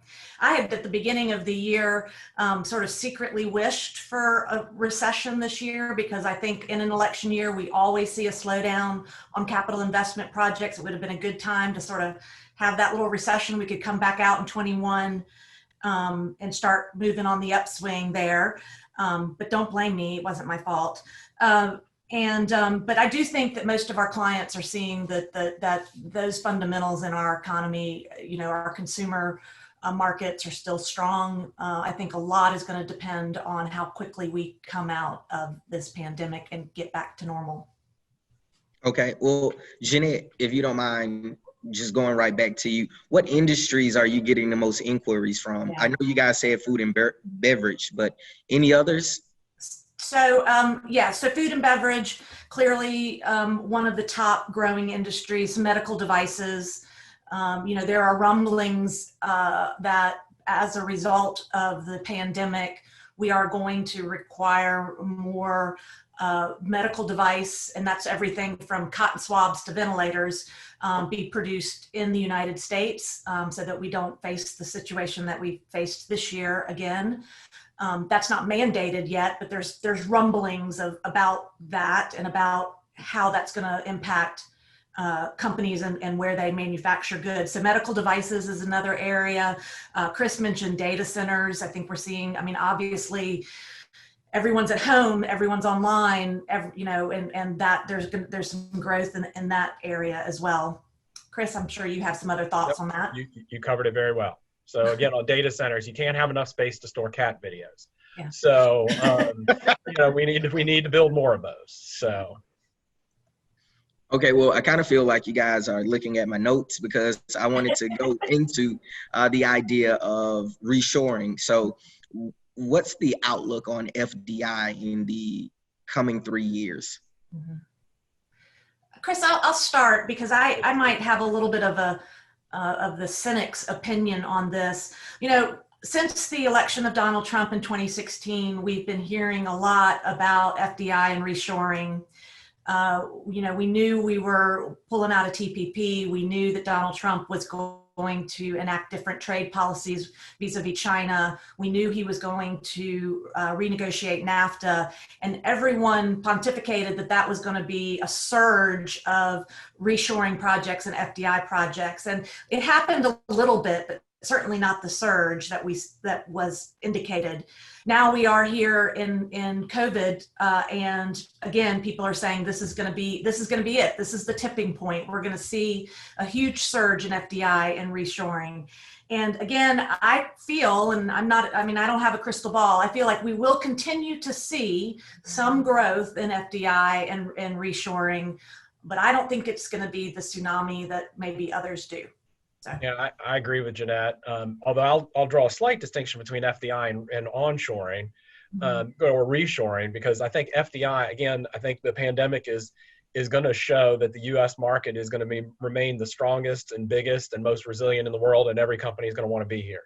And particularly if energy prices continue to stay low in the U.S. vis-a-vis the rest of the world, for energy intensive industries, I think a lot of them are going to continue to want to put presence here.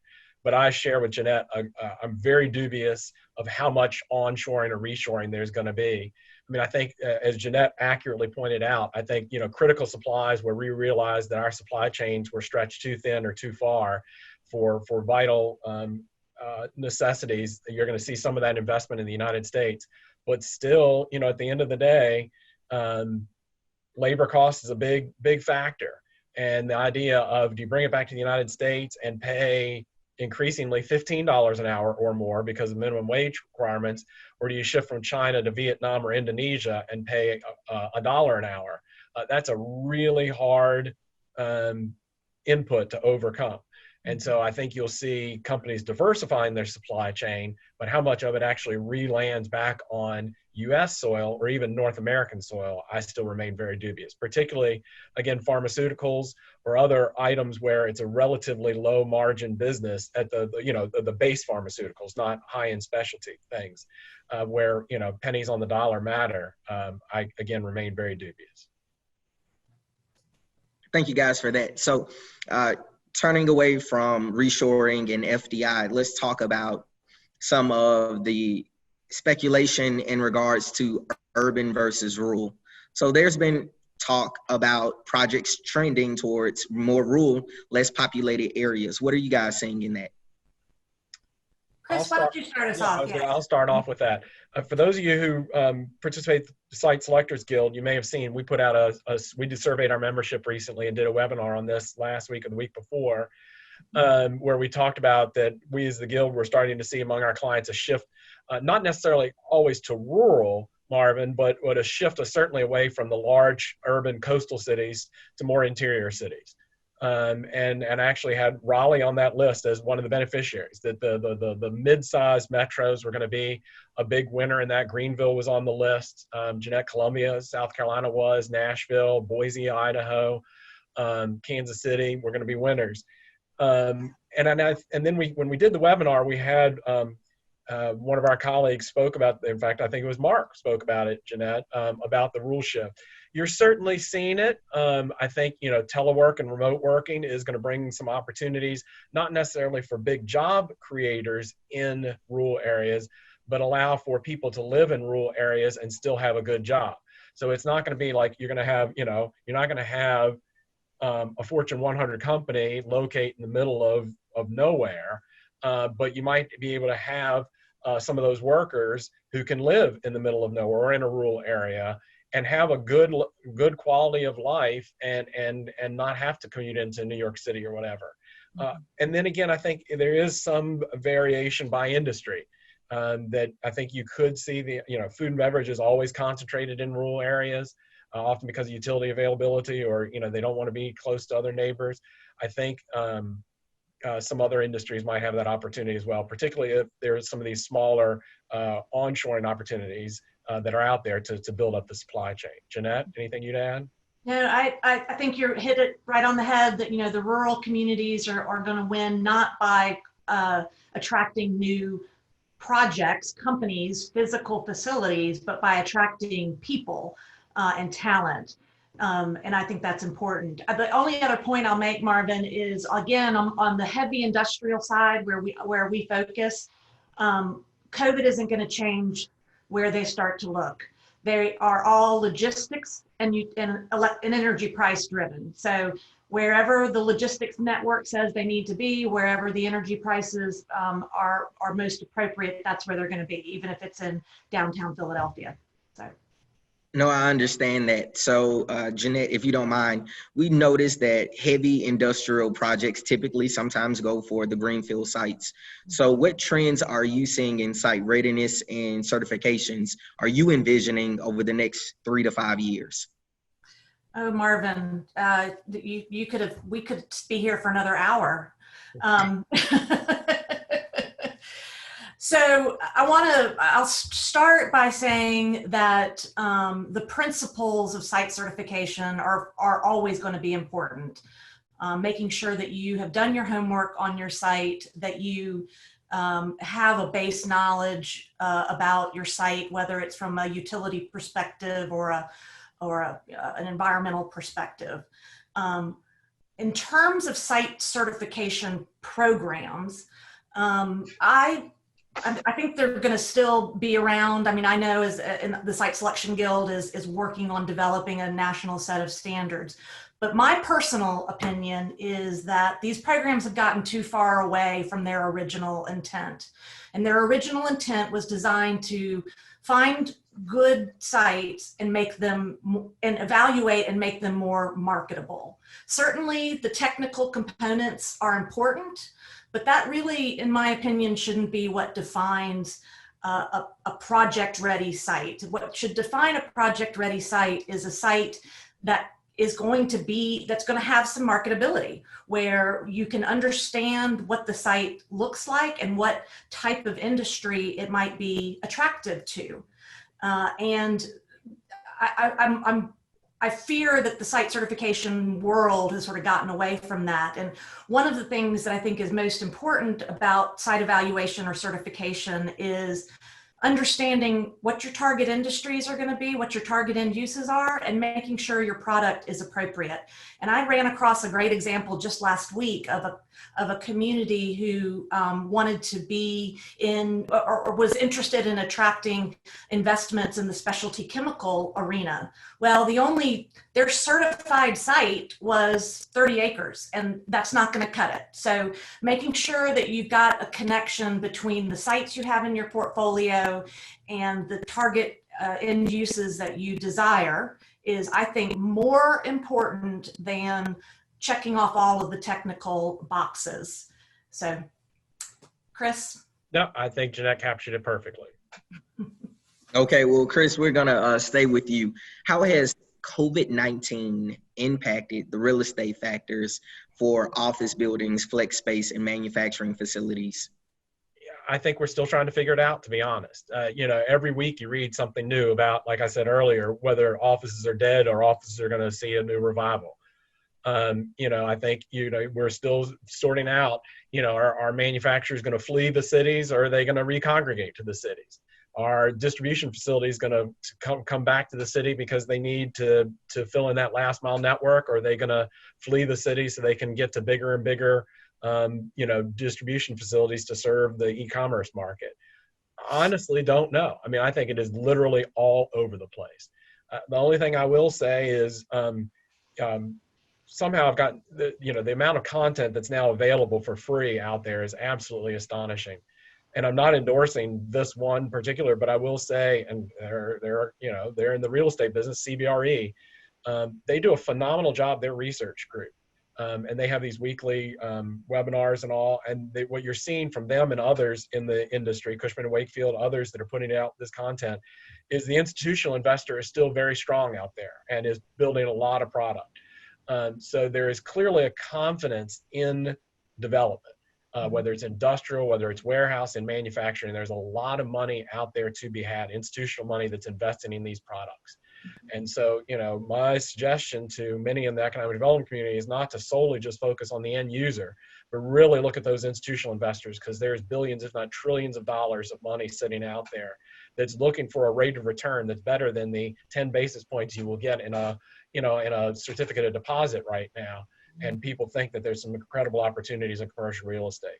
So again, while I don't think people know exactly what's going to happen, again, with the office of the future or the manufacturing side of the future, there's a lot of money out there that's pumping money into projects, and it should be chased. Okay, well, Chris, we're going to stay with you on this question.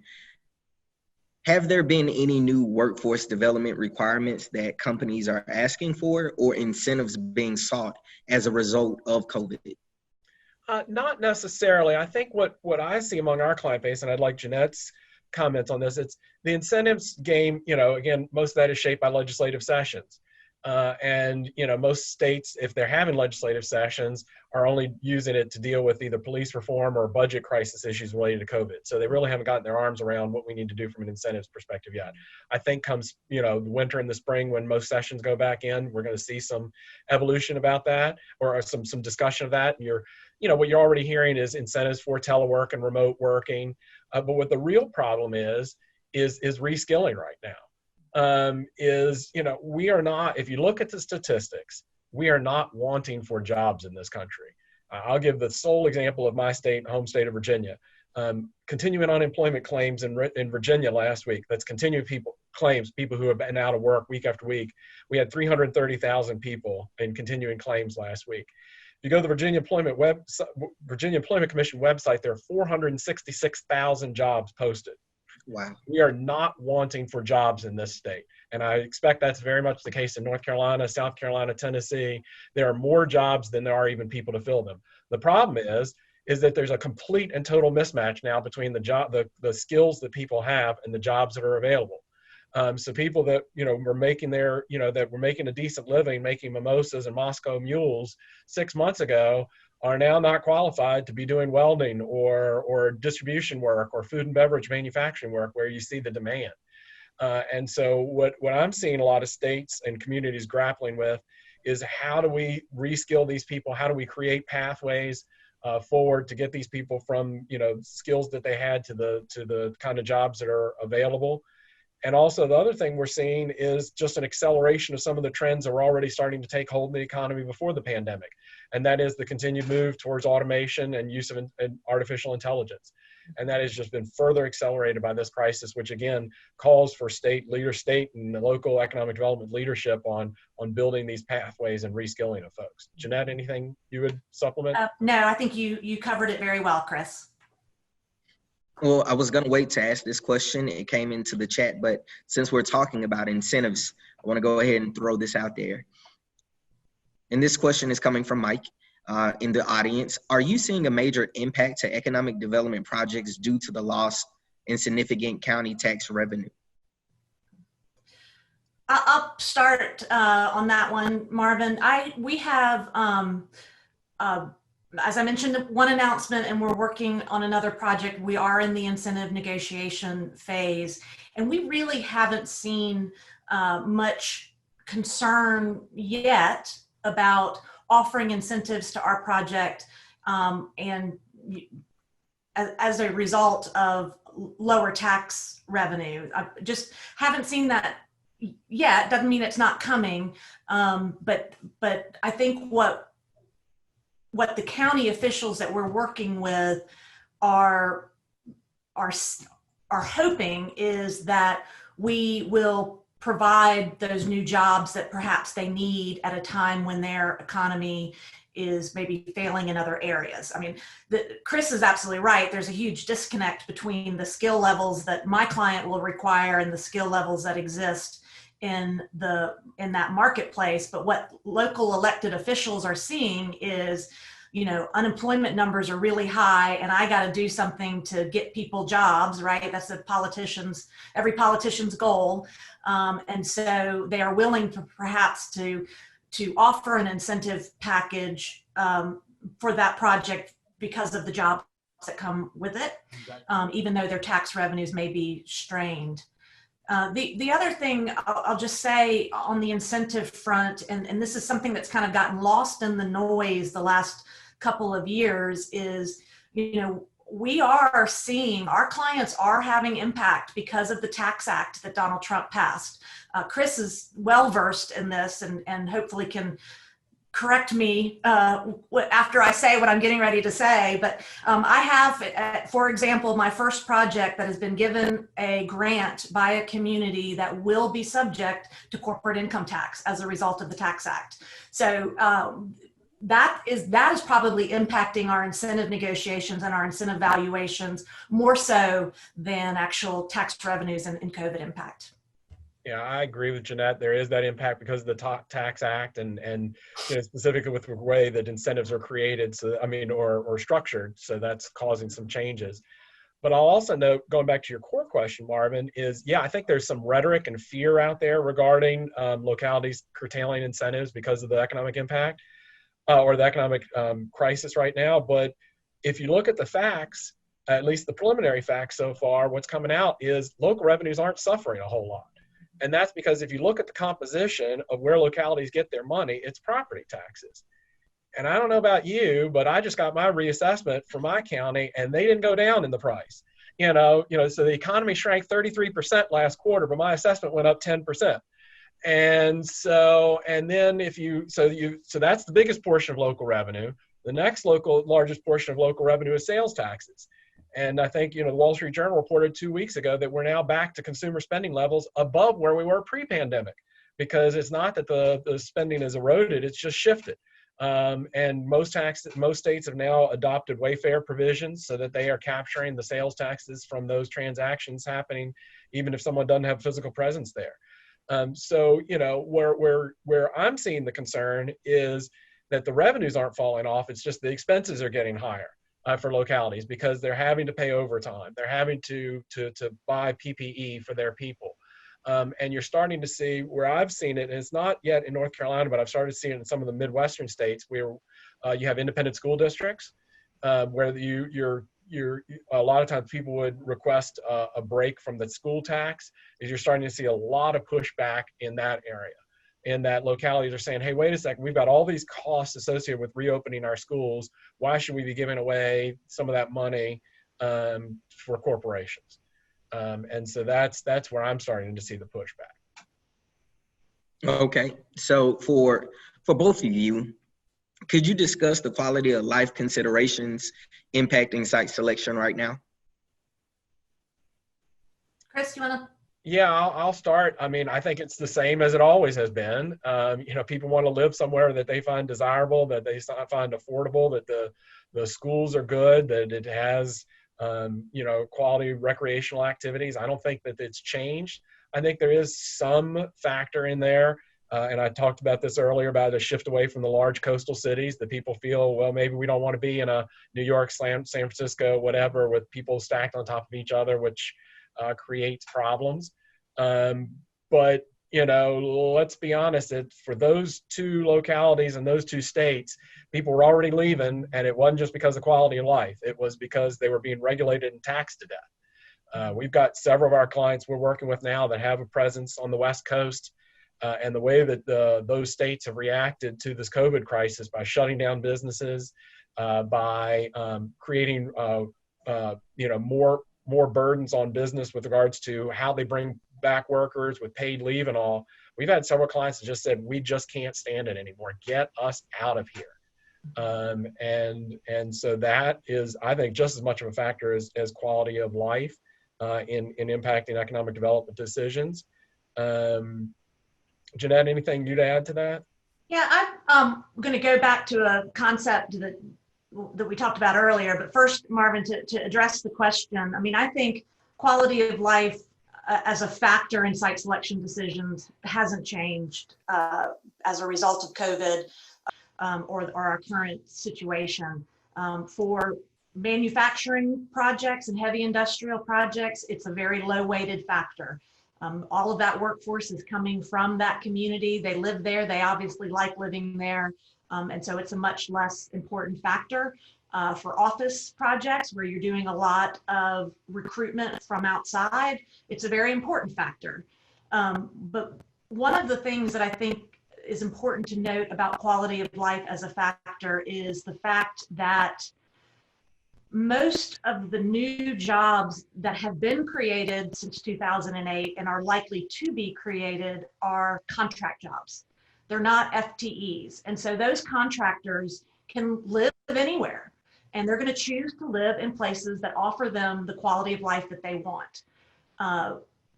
That might be a big city life, but more often what we're seeing is that it is more of a rural lifestyle where they can bike and hike and ski and be outdoors and raise a family in a smaller environment, afford a house. And so I think quality of life, quality of place needs to be considered as a factor, not for attracting a new facility, as we said earlier, but rather to attract people. Yeah, the only real life example I'll give, and this was not North Carolina, it wasn't a North Carolina community, but we had a client a few years ago where all the objective factors lined up for one location, from a training perspective, from a logistics perspective, from a cost of doing business perspective, it all lined up for this one location. And that night, the local economic development team took us all out to dinner in their downtown. And we walked out of the restaurant at night and it was a ghost town. Everything was boarded up. There was no activity. And the client, we went back to the hotel and they said, this is somewhere we would never want to locate because it's just dead. And just that quality of place, which is the term Jeanette used, or the curb appeal, that can, I mean, it's not going to be the initial screening factor. I mean, this was down to the 2 finalist sites. Those kind of investments in a sense of place, in just what it looks like, you know, it is absolutely critical in making the final decision. Okay, well, every economic developer wants to get the attention of site selection consultants. So this question is around that idea and thought process. With economic developers investing more in virtual marketing, what stands out among the different information tools and presentation formats to you all? Jeanette, can we start with you? I'm happy to start. So I want to start by saying I don't think that virtual Zoom site visits are going to ever replace boots on the ground. And I actually had to travel on a project in early June, and I'm traveling now on a project. And it's because I cannot make a recommendation to my client without actually seeing the product. Having said that, I do think there's time and place and room for the virtual site visits and the technologies that we can use, whether it's virtual reality, drone, artificial reality, those sorts of things. But I'm here, I do want to tell you that I recognize, and I'm sure Chris and our other colleagues do as well, that it is your job as economic developers to show your community in the best possible light. And when you get to control the technology, I don't necessarily know that I'm seeing the whole picture, because it's my job to uncover the risks, uncover the weaknesses. And again, if I'm not controlling the technology, it's harder for me to do that. So I think there'll always be this need to find a way to use that technology where it's useful for both you as a community trying to show your community and your site, and me as the site selector who's trying to really understand the strengths and weaknesses of that location. Yeah, I couldn't agree. Yeah, I couldn't agree more with Jeanette that at the end of the day, you need to touch it, feel it, smell it, see it for a site decision. But I mean, this is an incredible opportunity, I think, for many economic development professionals to use this opportunity to raise awareness and exposure to their communities through virtual site visits. You know, again, just the chance to expose us to a community, just so we're aware of it, so we have some knowledge of the community. And I participated in one about a month ago, which was probably the best that I've seen during this whole session. It was done by a group out of Southern Idaho. And they had put together, they had mailed us ahead of time a care package with goodies that were associated with each of their communities in their region. And it was integrated into the story that they told as we did the site tour. So they had the regional economic development person kind of hosted it, and then she had each of the economic development leads for their communities on, and they would speak, they would have a video where they were standing in front of some notable feature in their community talking about energy or site availability or a large employer. Then that person would come on and tell a personal story, and we wore the hat from Idaho, or we held a potato or something like that. And it was extremely well done, and it just made an incredible impression on me. Instead of just sitting here and, one right after the other, go, okay, well, next go to slide 56 and tell you this, and let's go to slide 57 and we'll show you the art center here. It was a very interactive way of raising exposure. And I think, this is a time, while again, Jeanette's right, that when you're making a final decision, you got to be there in sight. But this is a time that you can use to raise awareness of the opportunities in your community and what great things are going on, because that's valuable information that we're going to tuck in the back of our heads when we have client needs in the future. Yep. Wow, there's some great information. I had to take notes myself on that. So what's the best way communities and regions to provide information to consultants right now? Well, I think Chris, gave a great example, and pre-COVID and even during COVID, face-to-face is the best. It's hard to ignore someone who's either sitting across the table or sitting on the other side of the screen. It's really easy to ignore a piece of mail or an email. So face-to-face interactions are still the best. I'm sure Chris is in the same boat. We could be on a Zoom call with an economic development agency every single day if we chose to, and that's fine. This is my third this week. Okay. Yeah. And that's fine. I think that that's a good strategy. I do, however, think that that economic development agencies need to partner. I don't want all 100 counties from North Carolina. Maybe it's a regional approach. Maybe if there's something innovative to it. And Chris gave a great example, but face-to-face, screen-to-screen, that's still the best way. Yeah, the only thing that I'd add is make it relevant. What I've had is a number of organizations, and people have heard me say this before, they'll sign me up not only for their economic development updates, but community updates. So I know that next week is the shrimp boil and they would like me to come, or, you know, that mulch is available for free at the dump this weekend. And eventually, or that the watermelon queen is being crowned. And, you know, that's just not relevant to my job. And eventually it gets to be annoying such that I block that, you know, I use the block sender function on the computer.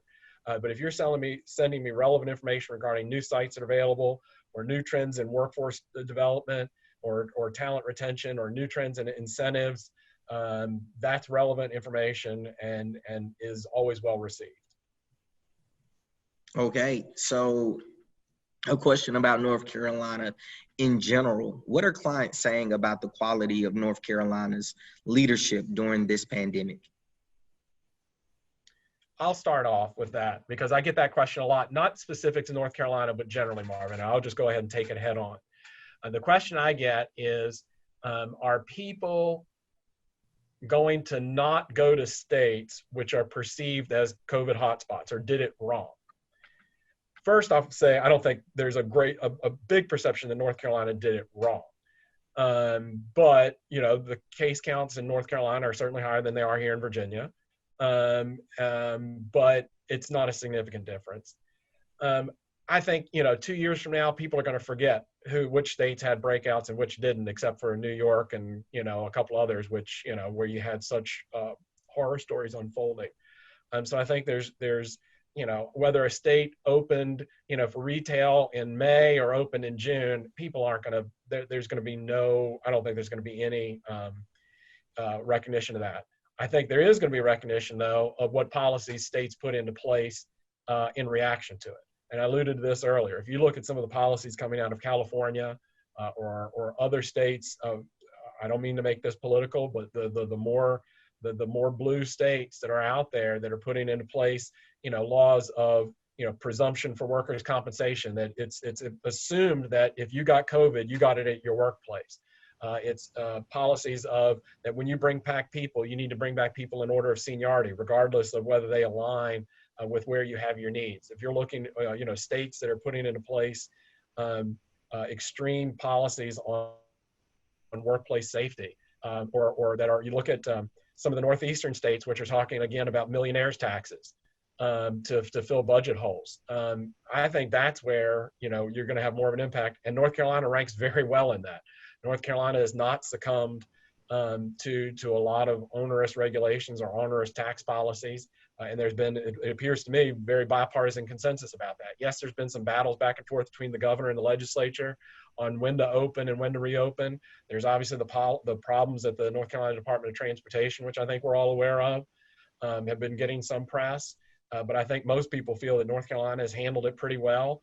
And at the end of the day, North Carolina's got a great reputation and a great product to sell. Very talented people, highly educated, great sites, reasonable regulatory policies, reasonable tax policies. And it's been that consistent dedication to those kind of trends or policies, not just governor to governor, but decade after decade. And that, as long as those policies are maintained, I think North Carolina will continue to do well. Jeanette? Well, you said it very well, Chris, and I'll just add, I think oftentimes these political issues, whether it's how we handled COVID or whether it's, you know, HB2 or abortion laws, and I, again, don't want to get political, we seem to think that they're going to have these huge impacts on investment decisions, and they just don't. Companies have to be where they have to be. It's about logistics. It's about energy prices. It's about workforce. And yes, a company CEO may disagree with a state's regulatory policy or disagree with a governor's politics, but at the end of the day, that has very little meaning or very little sway over the investment decision. And I agree with Chris. I mean, this is like many controversies, this is going to be forgotten in a couple of years. So that, and I should just say, I'm not making any comment on how North Carolina did. I think they did fine, but in general, my comment is about the way states have handled the COVID crisis. I appreciate you guys for sharing. And this is for the audience. Please don't forget to drop your questions if you have any into the box. So last question for the group. What are 3 specific recommendations to make to North Carolina more competitive in attracting high quality jobs and investment? I'll start off with you, Jeanette. Okay, thank you.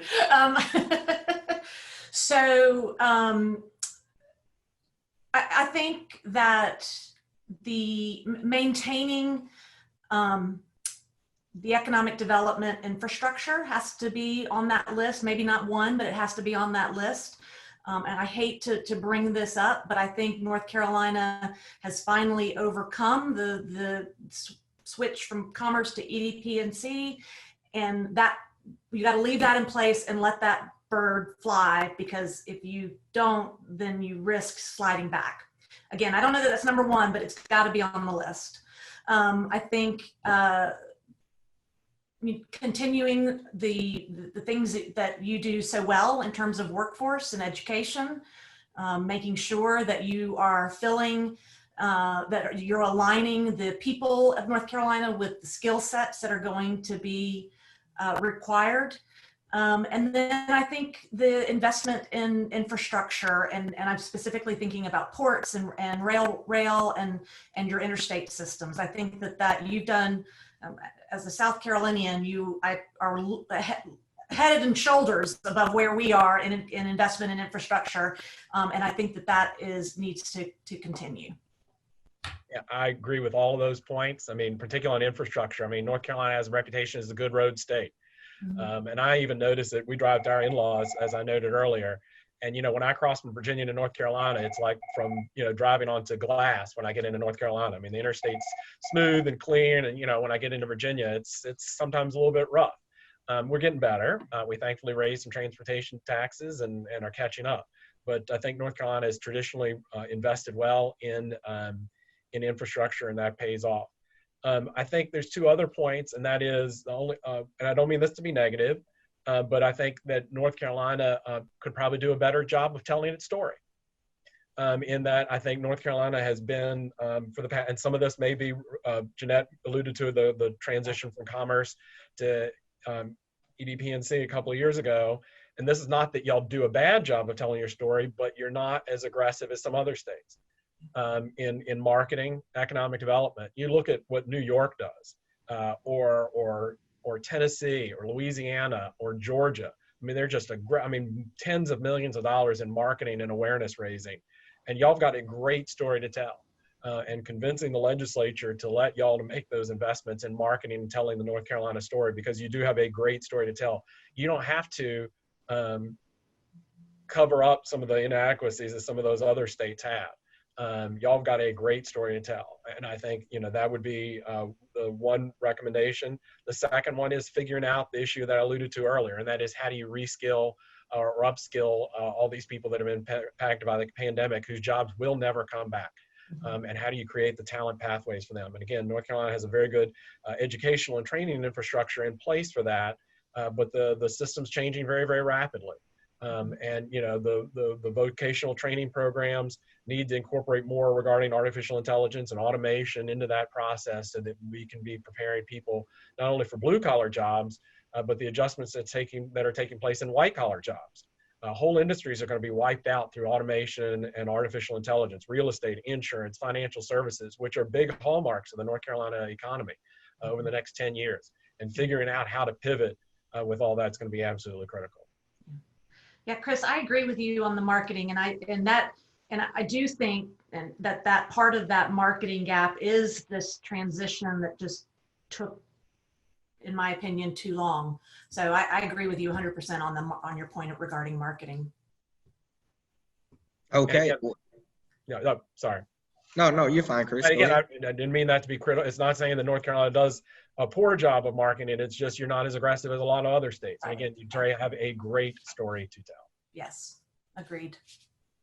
Okay, so before we wrap up, I want to give you both an opportunity to give your closing remarks or any statements of advice to the economic development practitioners on the line. Jeanette, we'll start with you. Sure, absolutely. So my closing comment to the economic development entities and professionals here today is that this is the perfect time to get your house in order. You might not be seeing the same project load that you were seeing a year ago. We are coming up on an election.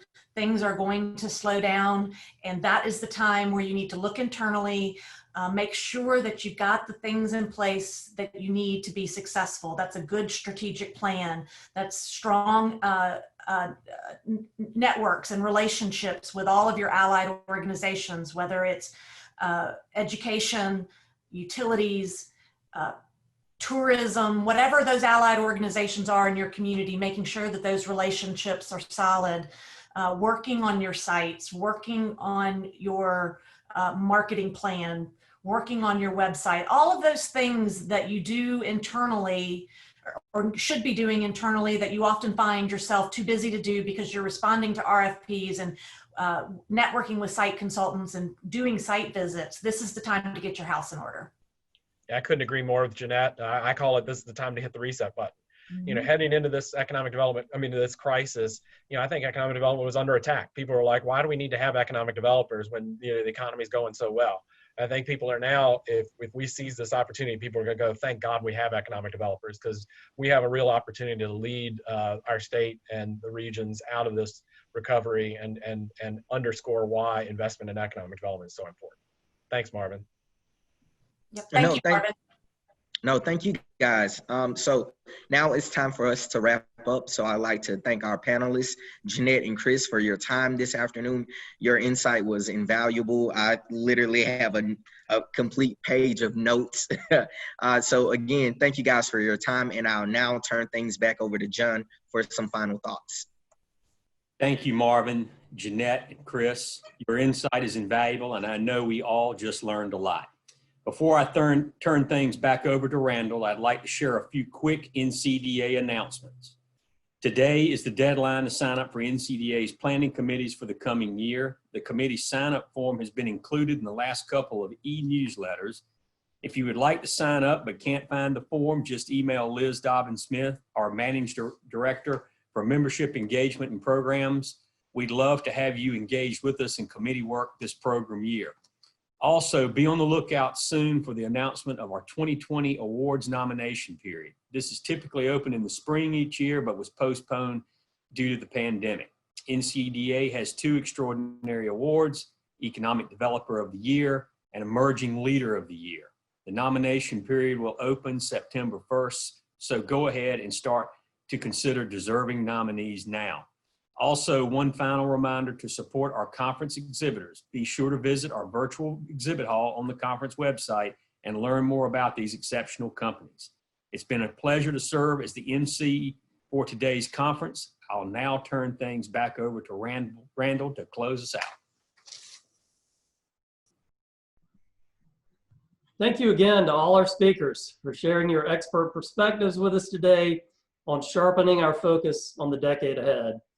Clearly, we'll have a lot of work to do bringing our economy back to full strength, but we do have substantial bright spots and opportunities to build on.